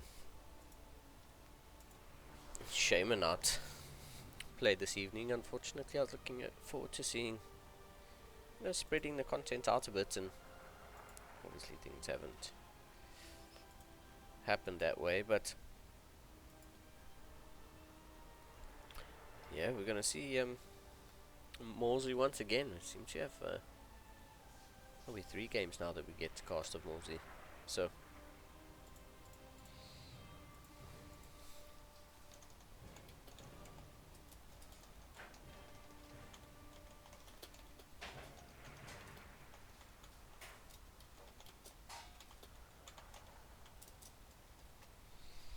yeah, let's see what this final has for us. Finals are, of course, a best of 5, and we have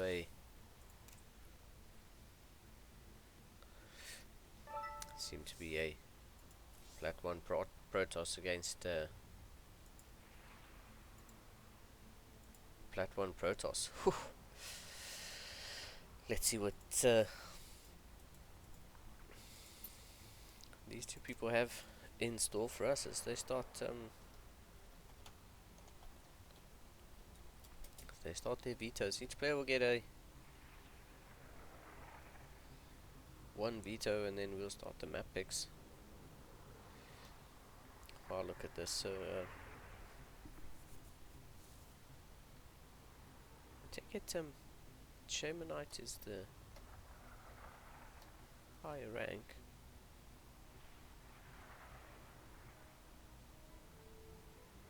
Or higher seed, so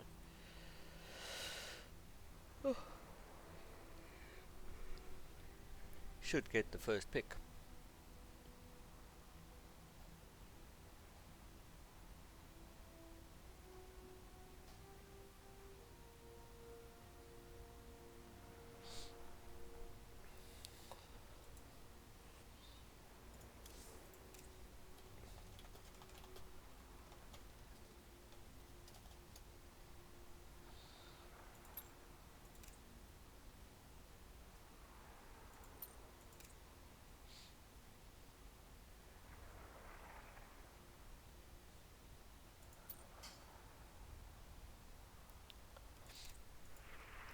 let's see if we can get this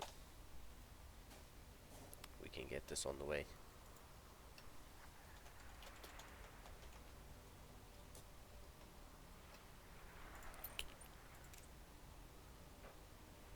See if we can get this on the way ASAP.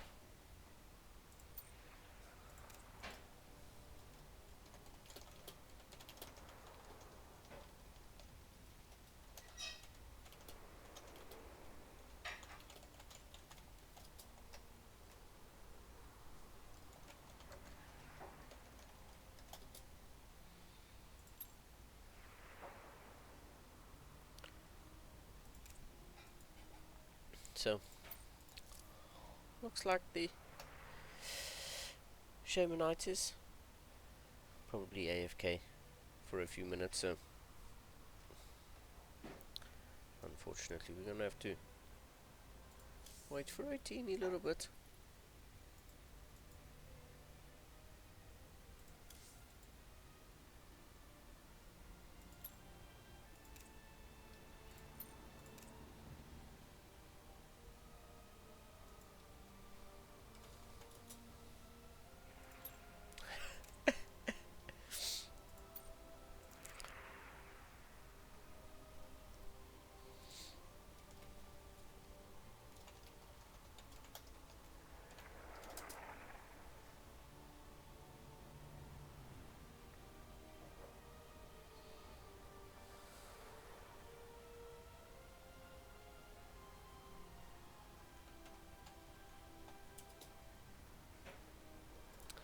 Yeah, map picks are getting done. We should be on the way in a minute. I don't think we'll be more than a minute as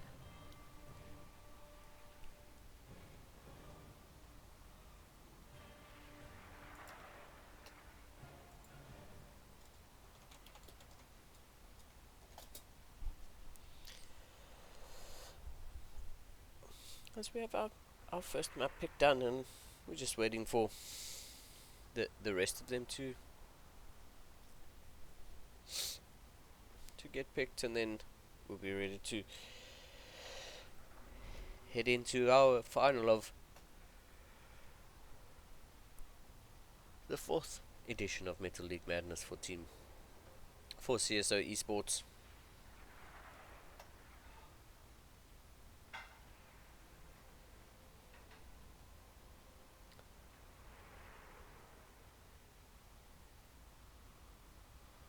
Our map picks are getting done.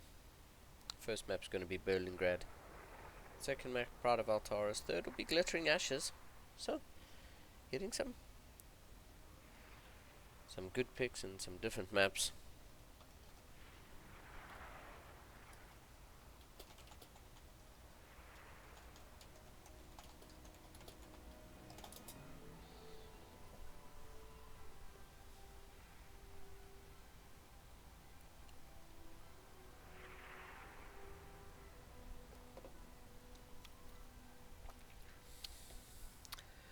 Let's see what we have.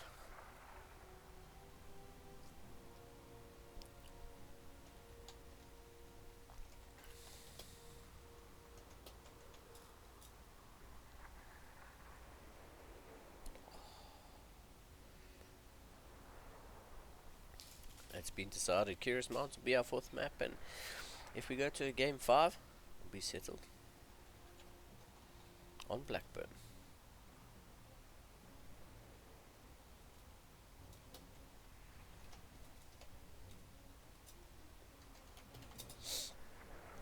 Okay, so let's get this one underway. Berlingrad's gonna be our first map, and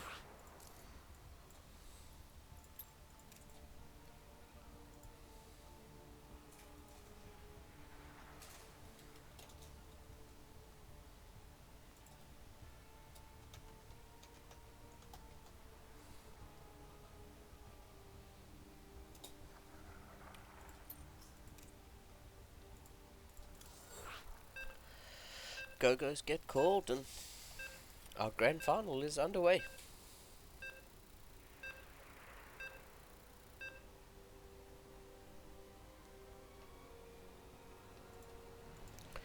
as I said, this is a best of 5 and PvP best of 5. Let's see if these guys can pull out some cheeky cheeses and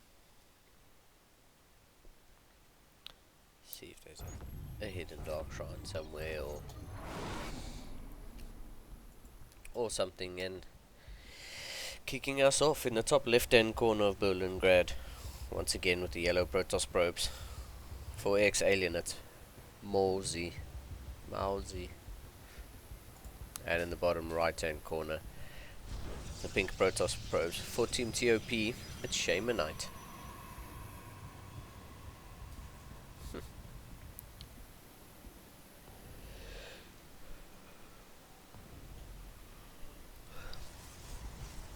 Shamanite with a pylon scout? Or is it just going to be a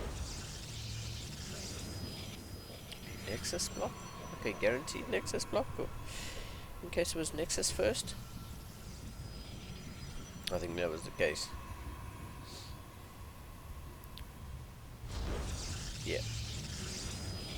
Very nasty done there by Morsey, making sure he gets to take both his gases. Shamanite looked like he was looking for that, so he's going to get to head down onto the low ground and get that Nexus block.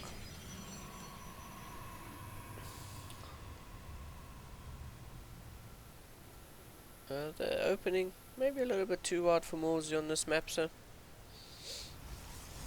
not going for the low ground wall off like we've seen quite consistently from him in the last 2 series. Instead, going for the high ground wall off and going for a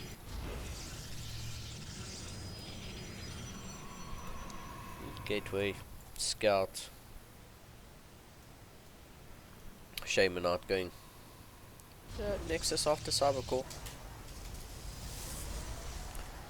and Morsey, as we've come to know, he's going to go for that double gate stalker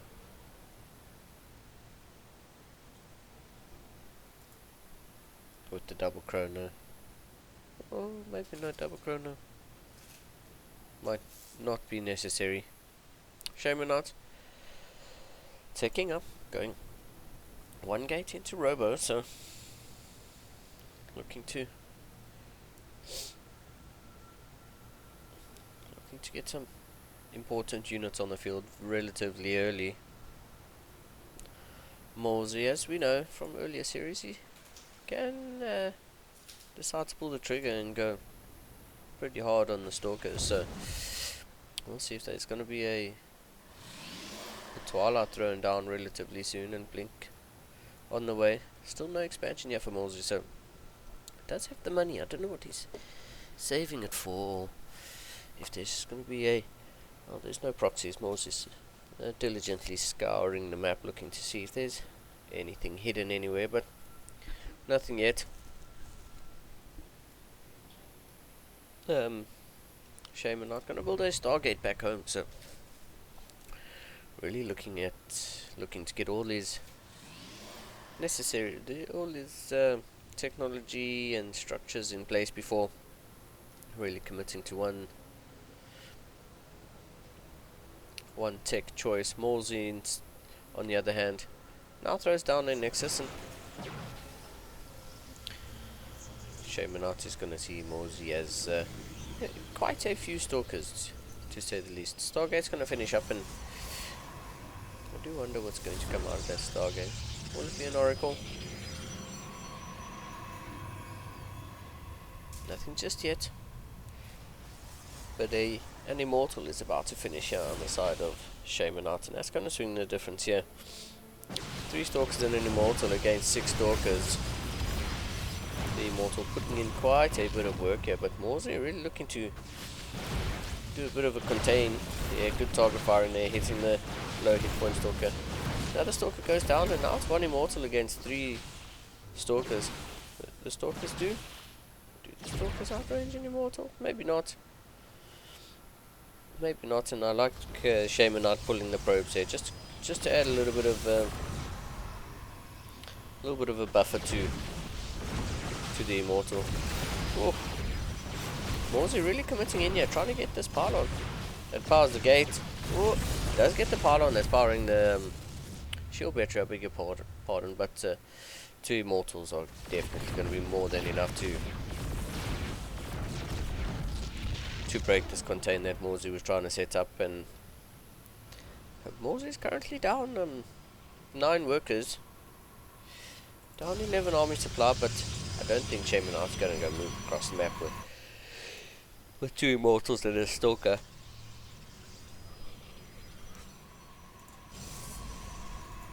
Templar Archives now on the way for Shamanart as Morsey realizes that actually I'm gonna need some tech and I'm gonna need some stuff, because that didn't go quite according to plan. And Shamanart, after shutting that contain down, goes for a relatively fast 3rd base. Does take it at the 3 o'clock position. And this Oracle now going to fly into the natural. Gets 1, 2, 3 probes so far. Wow. Getting 9 probes. Oh, this Oracle is going to get taken out. 9 probes for 1 Oracle though. Very nicely done. Morsey now almost double the worker count. Behind almost half. I beg your pardon, almost half the worker count of Shamanart. Shamanart's in a pretty good position here. After losing that Oracle, was Oracle into Void Ray out of the Stargate, so Shamanart gonna get quite a bit of DPS to be defensive here, throwing down 2 more gates and a robo base, so robotics bay, a robo facility and a robotics bay. I wonder if that's gonna be for, it will probably be for disruptors. Yeah, Shamanart in a pretty good position, to say the least. Starting to mine from his 3rd base, fully saturated in main and natural, and starting to mine from the 3rd. So the Void Ray though made its way across the map, and Blink's not done yet for this Void Ray, so Void Ray is taking quite a bit of damage, but does look like he's going to tuck off into the corner and will be safe for now. Pretty much the whole army of Morsey's, leaves 2 stalkers to keep an eye on their Void Ray and moves the rest of his army to the low ground. Does Morsey know that there's a 3rd base? He doesn't. So Morsey might be thinking he's on a level footing here with Shamanart, but is now going to see the 3rd basin. Just sees the 3rd basin. Now we'll know what sort of a position he's in.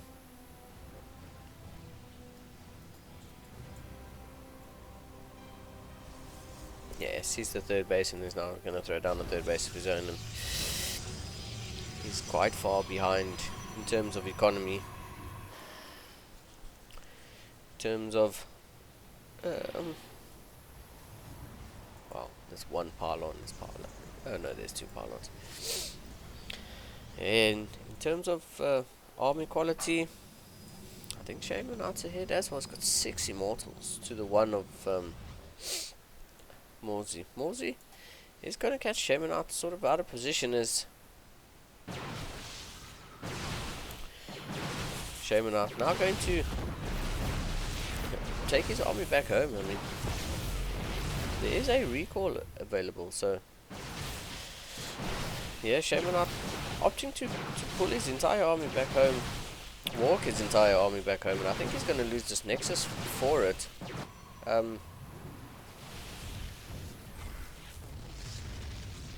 Morsey gets the Nexus and then just leaves, pulling Shamanart's army all the way back home, and that's really unfortunate, because Shamanart is in a pretty good position to force a base race there and then recall home. He was going up to a 4th base, so unfortunately Shamanart not opting to use the recall, and Void Ray takes care of that 1 stalker. Second Stalker dead. Another 2 Stalkers warp in, and I think that's going to be enough to clean up the Voyager, but I think the Voyager has done a pretty good job of being distracting enough that Shamanite's now going to push up this ramp, and in terms of army supply, Shamanite's almost on even army supply, but that Disruptor does hit, the Purification Nova does hit, and these 6 Immortals of Shamanite are putting in serious work. The probes get pulled to fight here, and this is going to be a test of the target firing, and that's going to be it. Shamanite just with a superior army composition here, and just too much DPS there. GG gets called, and Shamanite takes game 1. Morsey did a pretty good job there of picking off that 3rd base. He wasn't aware of that 3rd base for a very long time, so does a good job of picking it off, but I mean, those 6 Immortals of Shaman are just doing so much work.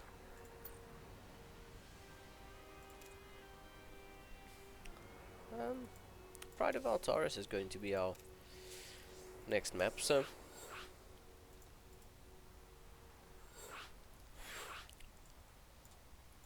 this is going to be fun.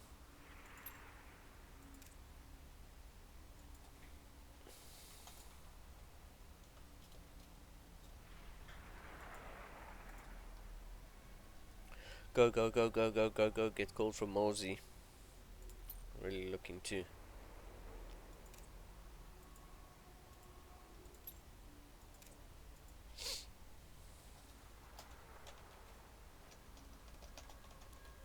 really wanting to get game 1 behind.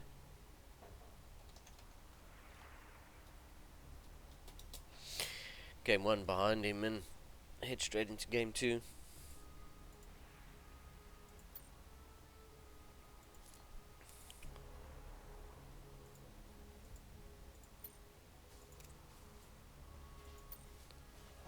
Nothing yet from his opponent, unfortunately, so can't just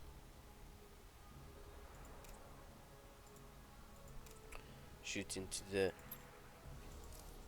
next game.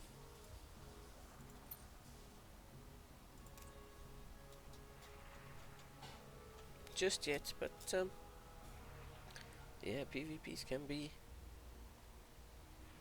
pretty explosive, as we saw in that last game, and yeah, it looks like we're all set to go. The countdown should start relatively shortly.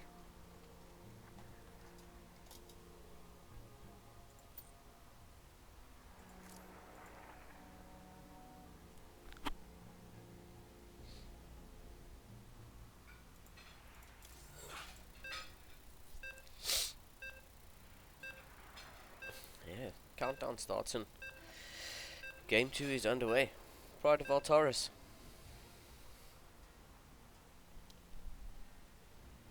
Gold base map.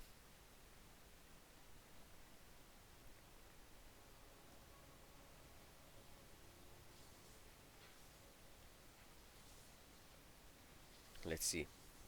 Let us see what's in store for us in the second game.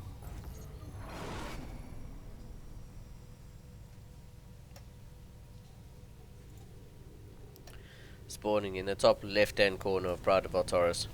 Once again with the yellow Protoss probes for Team X Alien, it's Morsey. And in the bottom right hand corner with the pink Protoss probes for Team Top, it's Shamanite.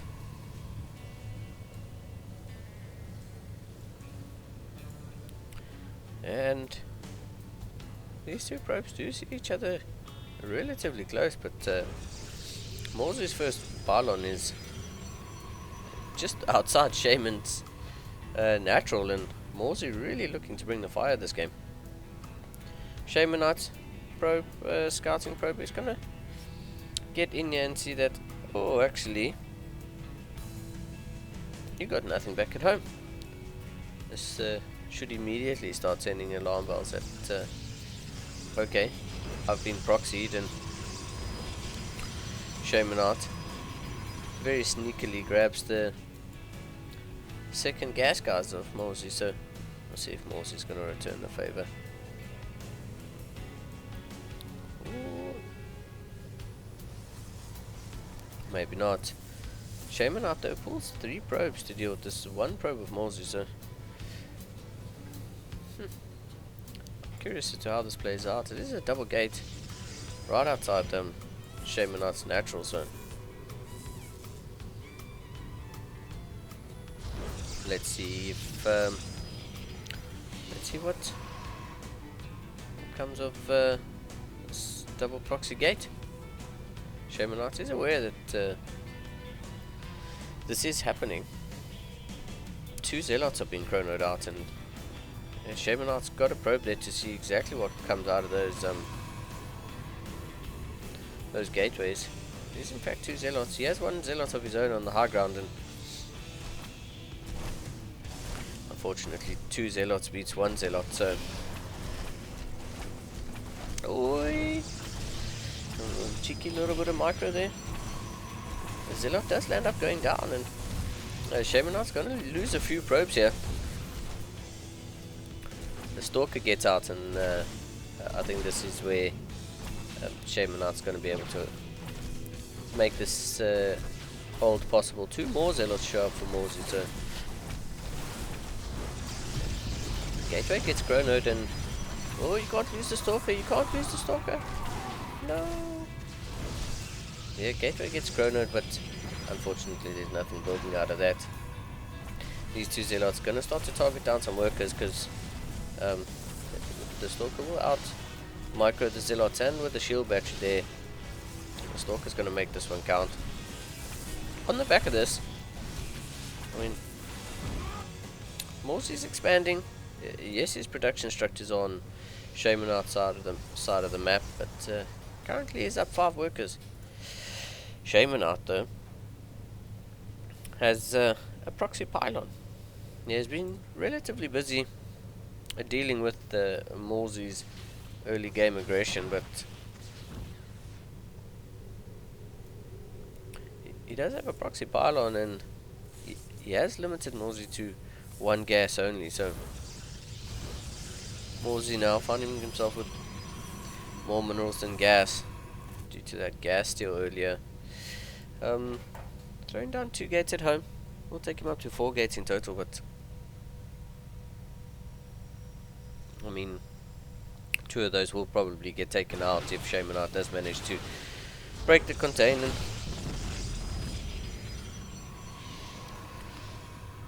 Stabilize a little bit back home.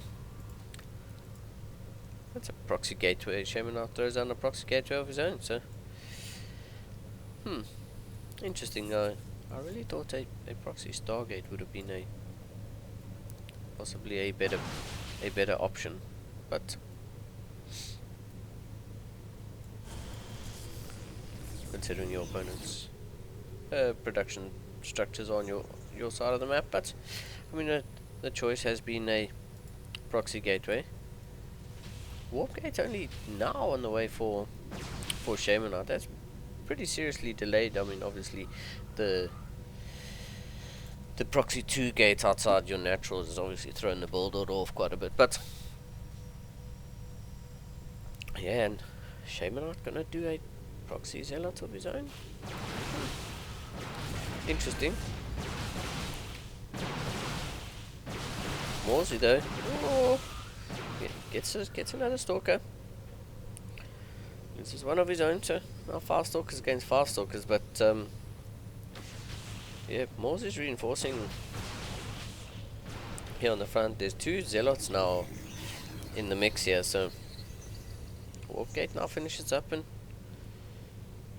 this 1 Zealot's gonna just waltz into Morsey's natural mineral line. Start to work away at these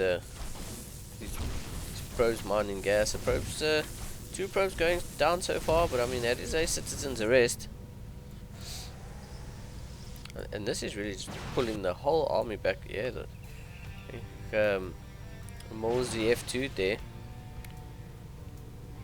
to try to deal with that. Another Zealot's just gonna walk in here, and Mosey almost loses his production facilities, and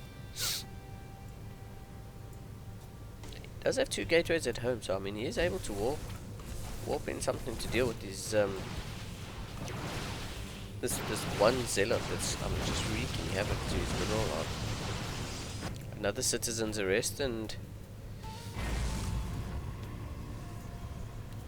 that Zealot is taken care of. What is... Wow. Shaman's just gonna tap out. I mean, Mosey was almost doubling the worker supply there, and Mosey with a successful proxy. Maybe not the way it was intended, but I mean, it was successful nonetheless. So Mosey tying up the series.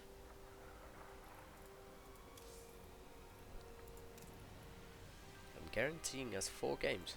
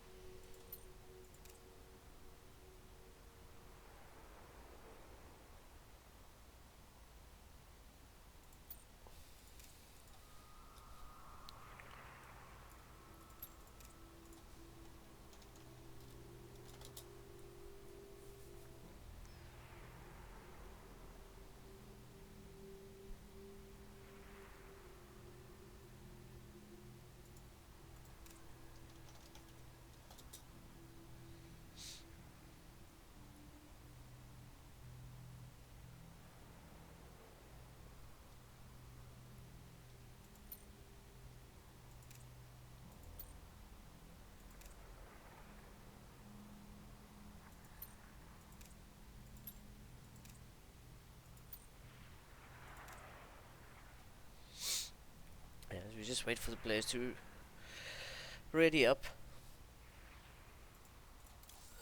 Here we go. Ready to kick this game 3 off. It's gonna be glittering ashes. So yeah, an interesting game 3.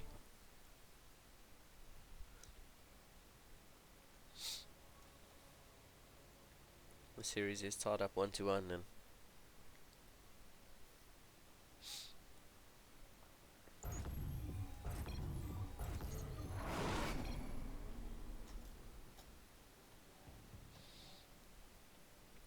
let's get right into this. Sporting over in the bottom left hand side for Team Alien X-Alien, the yellow Protoss probes, it's Mosey. Building his first pylon at home this time. And his opponent in the top right hand corner with the pink Protoss probes, playing for Team TOP, it's Shamanite.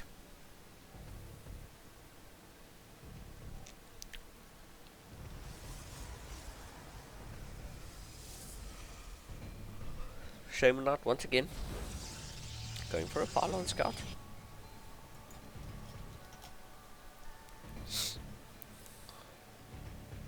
Mosey yet to send his probe across the map, and not even a gateway scout. It'll probably be a cyber core scout. It's also pretty interesting. Mosey's like, this time I'm taking both my gases, thank you very much.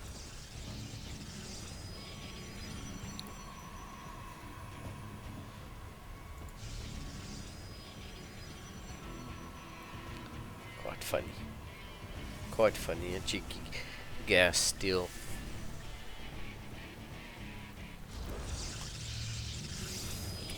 Mosey opening a core gate, and Shamanite doing the same. What is this gate core?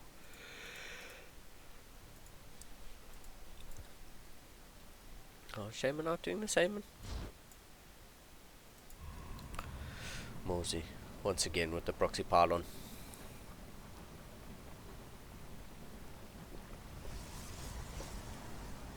What's this gonna be, I wonder?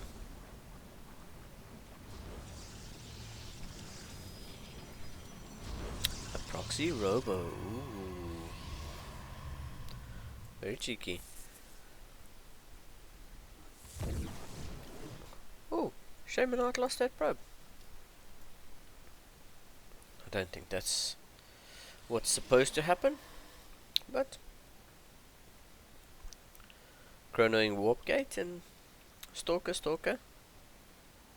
Yeah, pretty standard opener here for Morsey as his scouting probe comes in and sees, oh, there's a stalker, and yeah, that's the right decision, Morsey. You got to lead that stalker away from your proxy. 2 stalkers on the field so far for Shaman Art, and 2 stalkers on the way for Morsey, so both players with their attacking units at home as an Immortal is on the way out here for Morsey.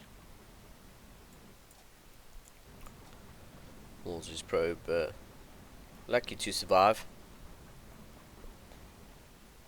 and is now going to come back up to the proxy robo. Oh, no, probe's on the low ground. It's the stalkers that have come up to the proxy robo. Morsey's looking to hit with 2 stalkers and an Immortal, and yeah, I mean that Immortal actually adds quite a lot of DPS, but that 1 stalker of Morsey's pretty much going to go down as soon as his first engagement happens. Down 1 shot, and now I don't think Morsey has enough to take this fight. I mean, another stalker joins in here, but 4 stalkers and a sentry should be enough to take this on. That Immortal getting quite low, probably taking a few too many hits than what it should have, but and another stalker being walked in here for, or stalkers being walked in for both players, but Shaman Art now with the advantage of having the shield battery. Shield battery overcharge is online, so can be popped at any moment. A second Immortal shows up and another stalker. So yeah, I mean the Shaman Art is targeting down the weaker Immortal, but 5 stalkers. 5 stalkers and an Immortal should beat 5 more stalkers, but shield battery overcharge gets used and Morsey does the right thing of pulling back home pretty much straight away.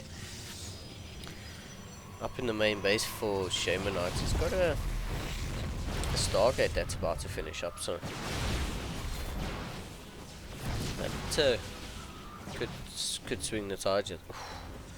Morsey's Immortal getting really low. His second Immortal that he's let get really low and not producing another one, so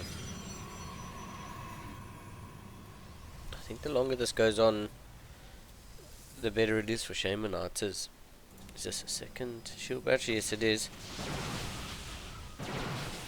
because Shaman Knight's really forcing Morsey to engage into a choke here. Morsey had a really good contain last game and Shaman Knight tapped out of that one, so it might be looking to do the same thing here.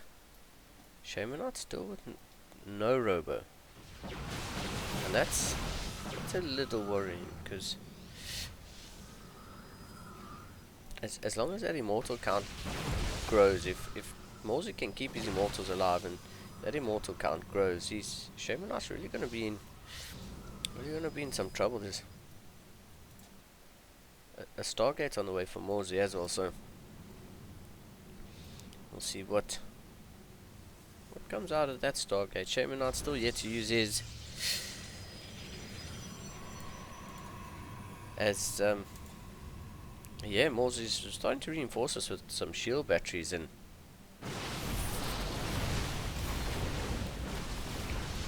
a force field out of Morsey's really does a little bit too much harm than good, as sort of blocks his own zealots from actually engaging in the fight. And now Morsey's going to back off to his own shield battery. One of them drained of energy, and I think Shaman Knight just might have enough here.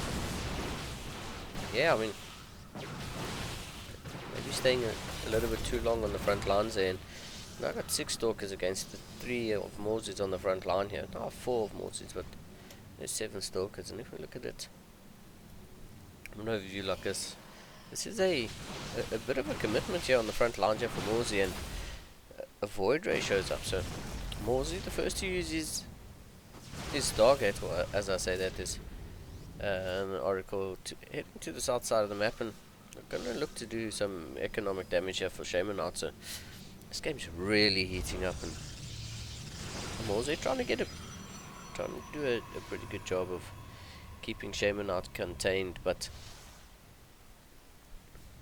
I think Shamanite's in a pretty decent position. Oracle of Morsey though jumps into the natural mineral line, and 8 kills, 9 kills on that Oracle. Wow. 9 kills on Oracle. Yeah, 11, 12. Wow. This is some pretty serious economic damage here for Morsey. I think he's got to do something on his opponent's side of the map, and Shamanite just has way too many stalkers. Pops a shield battery overcharge as well, so Morsey really going to struggle to get the damage he needs to do done. As he's going to go for a third. He's like, okay, Shamanite's like, cool, you've got me contained on the 12 o'clock position, or I'm just going to expand in the triangle position south of that. So, wow, Shamanite in a pretty decent position so far. Just Morsey still has the stalker back home, so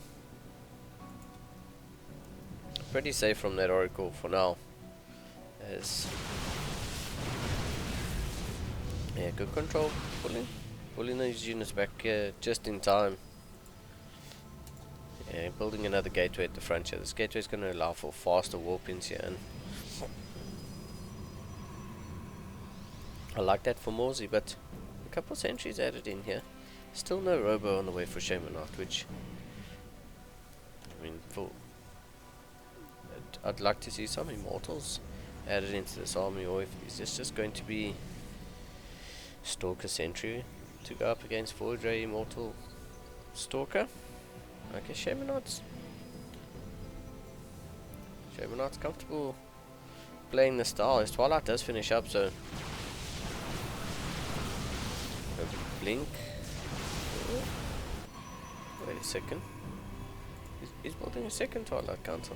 Oh. Maybe forgot he built one already, and oh, that could be a bit of a bummer. Starts charge, cancels charge. I think he wants to start blink. Goes Dark Shrine.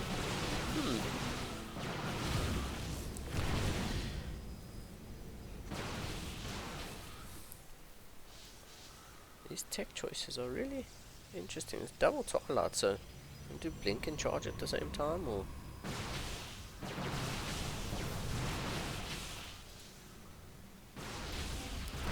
it's turning into a pretty drawn out contain as a Void Ray shows up for Shamanite as well. So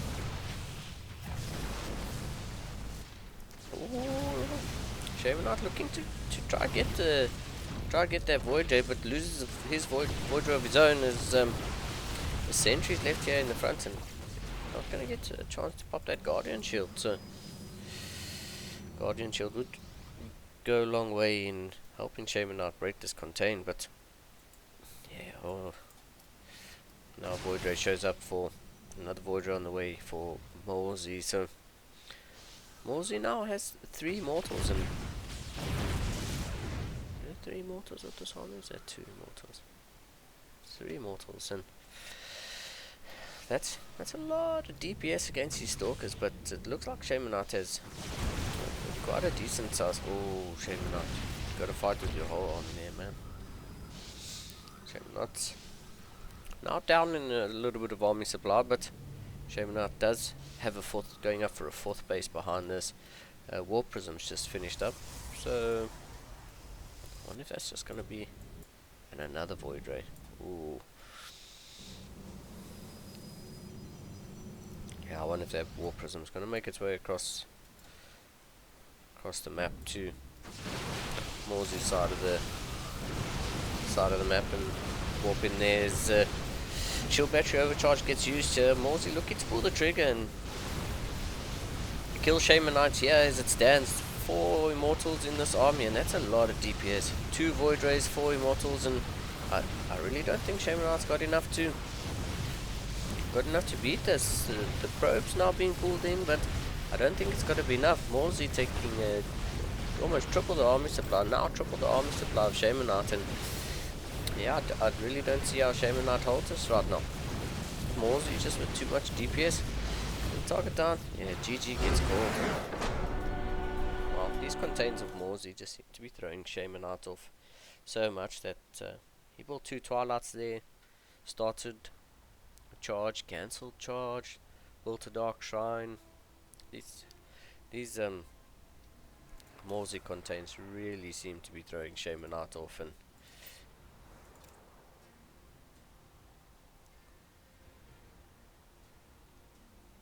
we'll see if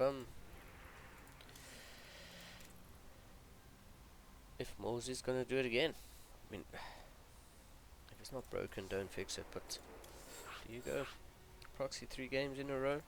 I mean, the contains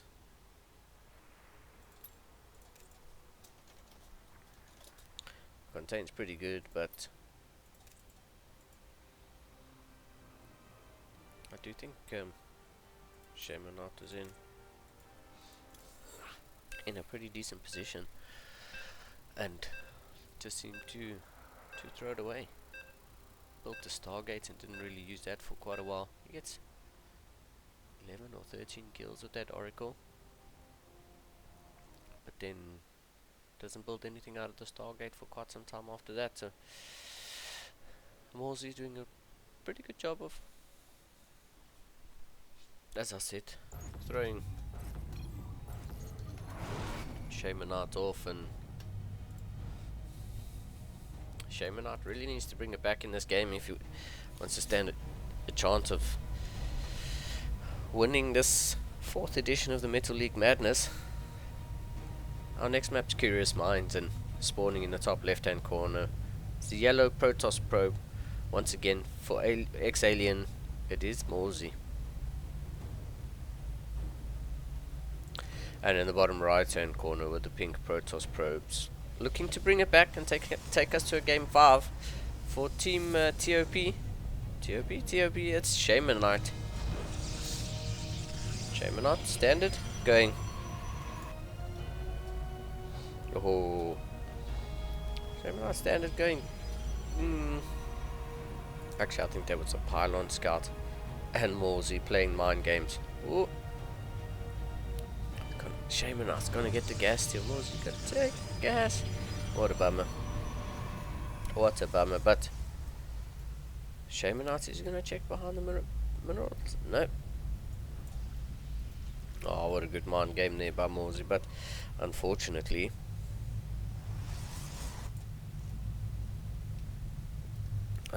he's lost his second gas. So what does Morsey do here? Does he go gateway expand? Gateway expand? 2 gates? Or gate core expand? I think so, yeah. Morsey putting himself in a nice position. Playing a really nice mind game there. Hiding his gateway and his pylon behind his mineral line, and yeah, Shaman Knight with 2 probes scouring the map, trying to figure out what exactly is going on here. Shaman Knight sends a probe up into the natural base, so does see that Morsey has an expansion, so he knows this isn't a really committed all in, a 1 base all in, but still has no idea.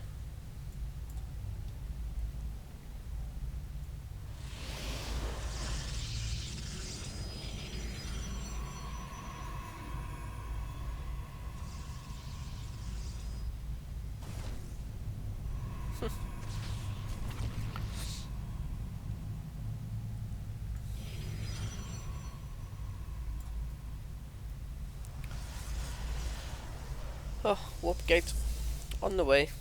Morsey not going for his usual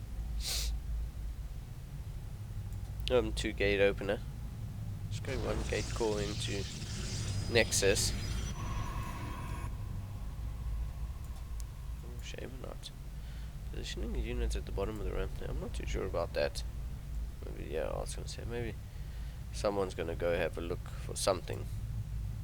It's still yet to find the proxy that doesn't exist. I'd like to see Morsey take out this. I suppose he's taken his natural already, so he's up to 2 gases now. And Twilight's on the way for both players. Shaman out with 3 gates to the 1 of Morsey, so. Or 2 of Morsey. 2 of Morsey, so. Shaman out probably going to. Oh, Morsey adds on another 2.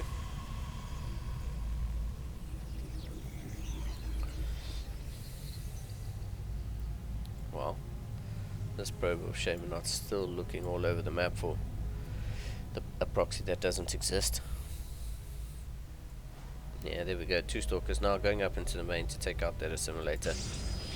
As Morsey's looking to go up to 4 gases. Shamanot's still on 2. There's on a dark shrine and a robo facility, so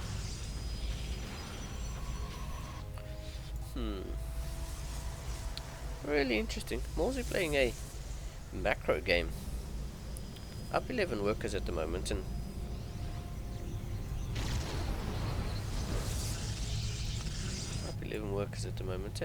sort of up 12 workers, and sort of getting himself into a pretty decent position.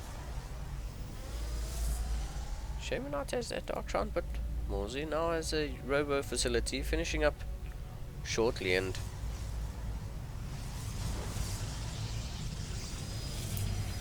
let's see what's the first unit that's going to come out of this robo facility. Ooh, nice, a forge getting added on for Morsey, so definitely looking to improve his army. It's going to be an immortal first. So far Morsey the only one opting to upgrade anything from his Twilight, going for Blink, which is to be expected. Stalkers without Blink, probably not the greatest, but yeah, what's up? Blink's done, so ooh, Morsey just misses this War Prism. Wow, War Prism's gonna warp in 1 DT. Wow, an observer's on the way for oh, very nicely done. There we go. Observer pops out, DT's gone, and now Morsey's aware that Dark Templar on the field.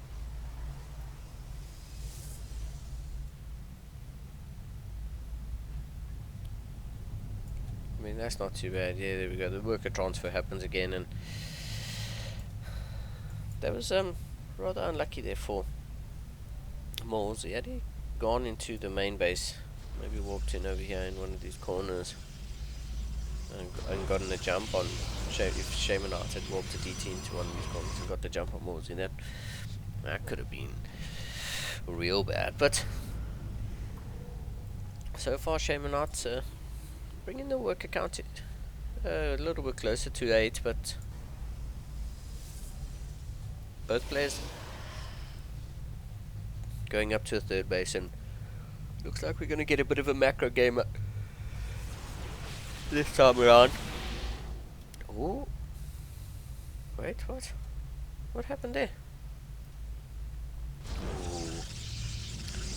I think maybe Shaman accidentally cancelled his Nexus. Morsey doing a pretty good job of sending in these hallucinated phoenixes and getting a good read of what's going on in his opponent's main base.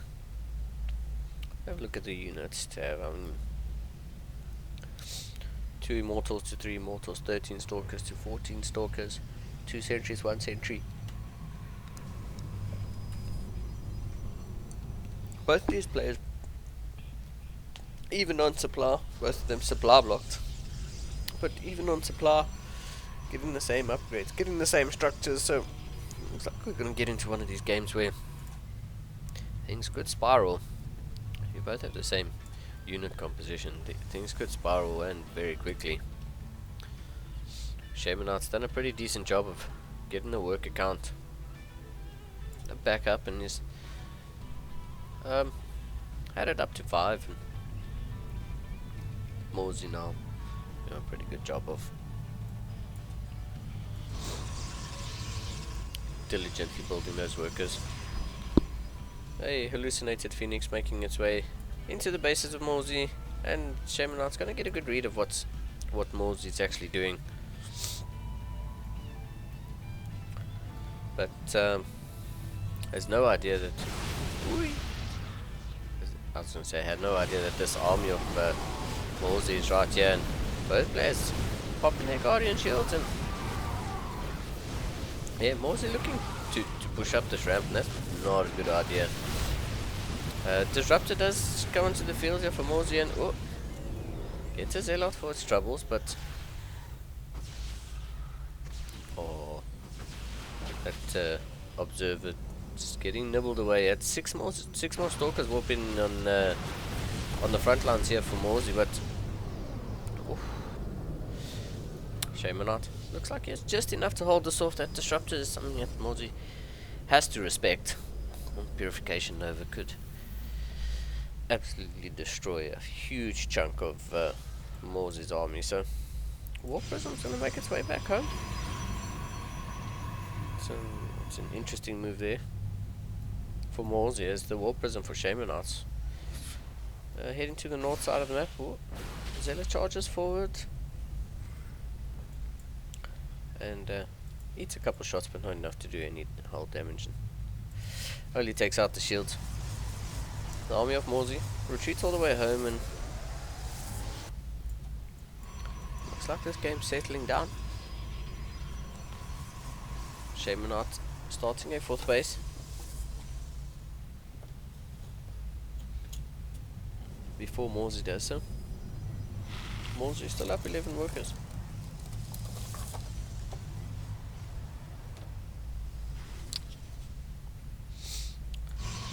Morsey taking the 9 o'clock position base, and yeah, these two players are pretty fairly and evenly matched, so this is going to be a really good game, and I like Shamanart's War Prism just hanging out here at the 12 o'clock position, and I think waiting to see if Morsey's committing to the other side of the map, and then take the opportunity to good scouting Zealot, and Shamanart's now well aware of the army position of Morsey, or maybe not. He wasn't paying attention in that exact moment. Morsey now coming down the ramp, and Shamanart has no idea that this army's here. It's probably going to lose this 4th base. Oh, disruptor shots. Ooh. Wow. Purification Nova is just whiffing a couple of those stalkers. I'd like to see Shamanart fire a couple of the disruptors of his own. Does he know? Fire those disruptors, Shamanart. Fire those disruptors. Ooh. Oh, good target fire here by Morsey. Able to pick a couple of those disruptors off before they actually Purification Nova's hit, but a lot of DPS here on the side of... Oh, man. Disruptors are so deadly. So, Disruptor of Shamanart just wanders a little bit too far forward and gets picked off before it's able to fire the Purification Nova, but Morsey's reinforcements show up just in the nick of time, and to make this fight go on a little bit longer, but Shamanart, all of those Purification Novas miss, and I think Shamanart, this is a successful hold here for Shamanart. Shamanart definitely doesn't want to take his eyes off the front line now. Now would be a really good time to send that War Prism into the main round of charge lots. running into. Oh, there's a cannon to defend. Well, there's actually a couple of cannons in the main base. Each of these bases are pretty okay defended, so maybe not. What's the gateway counter for? 6 and 6, both players on 6 gates, so adding on 4 and 3 more for Shaman Art and Morsey respectively. So looking to go up to 9 gates, both of them 4 bases. This game definitely heating up to be a banger. Morsey going for a 5th base. Does Shaman Art see that? Yeah, Shaman Art does see that Morsey's going up for a 5th base. So Morsey has this disruptor still positioned here. He was chased by one stalker and then just left. I'm not too sure if Morsey knows that there's a disruptor over there, but he will now.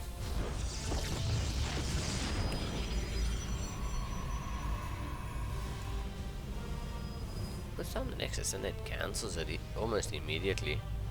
A couple Archons in the mix here for Morsey as the War Prism on the high ground is going to add like a quick reinforcing. Oh, there's a juicy Purification Nova on those Zealots of Shaman Art, and the Archon morphing pretty much on the front lines here for Morsey is looking to go down the ramp. Oh, these Purification Novas are just connecting on Shaman Art's army, and unfortunately in that initial fight Shaman Art didn't get any Purification Nova connections of his own, so Morsey now up to 4 disruptors as 4 disruptors to the 3 of Shaman Art, and I'd like to see Shaman Art fire a couple of these disruptors. There we go. Oh nice, get 2 of the Archons and a couple Stalkers. Those are disruptors, those are the Purification Novas he's looking to get, but Morsey is a 15 army supply advantage, and that's pretty much all on the front line here. That Purification Nova doesn't hit home, and yeah, the disruptors of Shaman Art not actually getting to fire. Morsey pretty much sieging this 4th base. A huge warping of Stalkers able to now come and take the army's attention away, but same from Morsey, gets a huge warping of Stalkers of his own, blinks away from that Purification Nova, and ooh, these disruptors of Morsey blinks it forward, and GG gets called. Morsey is gonna takes out that shield battery that was overcharged, and then just has way too much DPS in Shaman Art's natural. Morsey is gonna be today's winner. Takes the Metal League Madness number 4. He takes it 3-1. Very, very nicely done.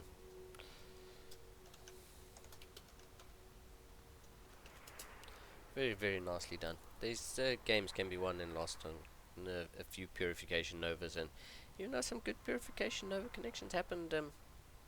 The ability for Shaman Art to bring it back every single time up until those last couple fights, I mean, the ability for him to bring it back was really nice to see. And you know, these guys are plat 1, so they're almost at the upper echelon of 3150 MMR and 3186. They were so tightly matched, and it is really good to see. I mean, these 2 players duke it out, and it's been an absolute pleasure to be your solo caster for the evening. On behalf of myself and CSO, thank you for joining us, and don't forget, next week Saturday we have the CSO Cup.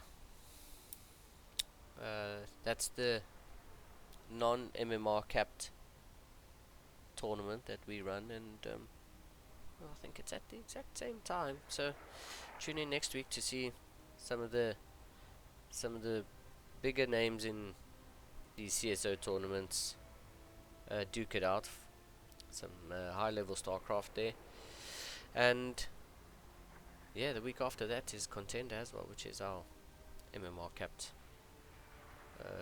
tournament at 4-4 and under. So it's really nice to see CSO putting on these weekly tournaments and doing quite a bit in the community. So on behalf of myself and CSO, I'd like to thank you for joining me. My name's Linglad, and thanks for tuning in. Until next time.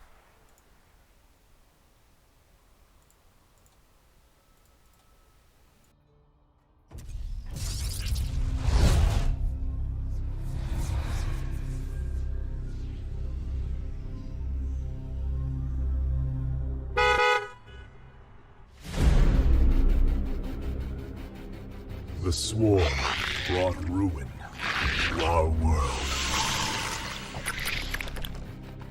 Our proud people became refugees. And yet, they could not shatter our unity.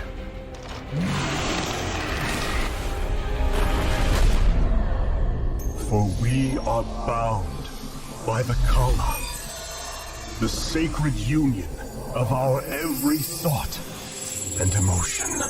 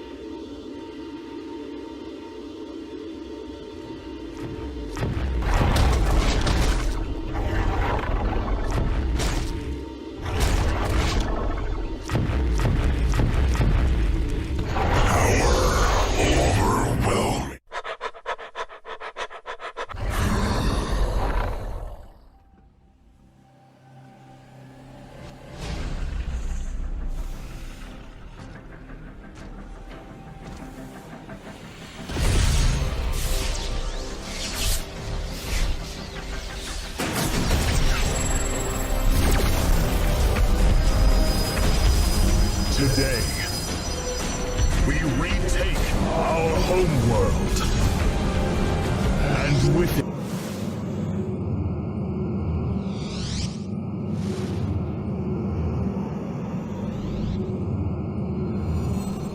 we retake our homeworld. We retake our home. We retake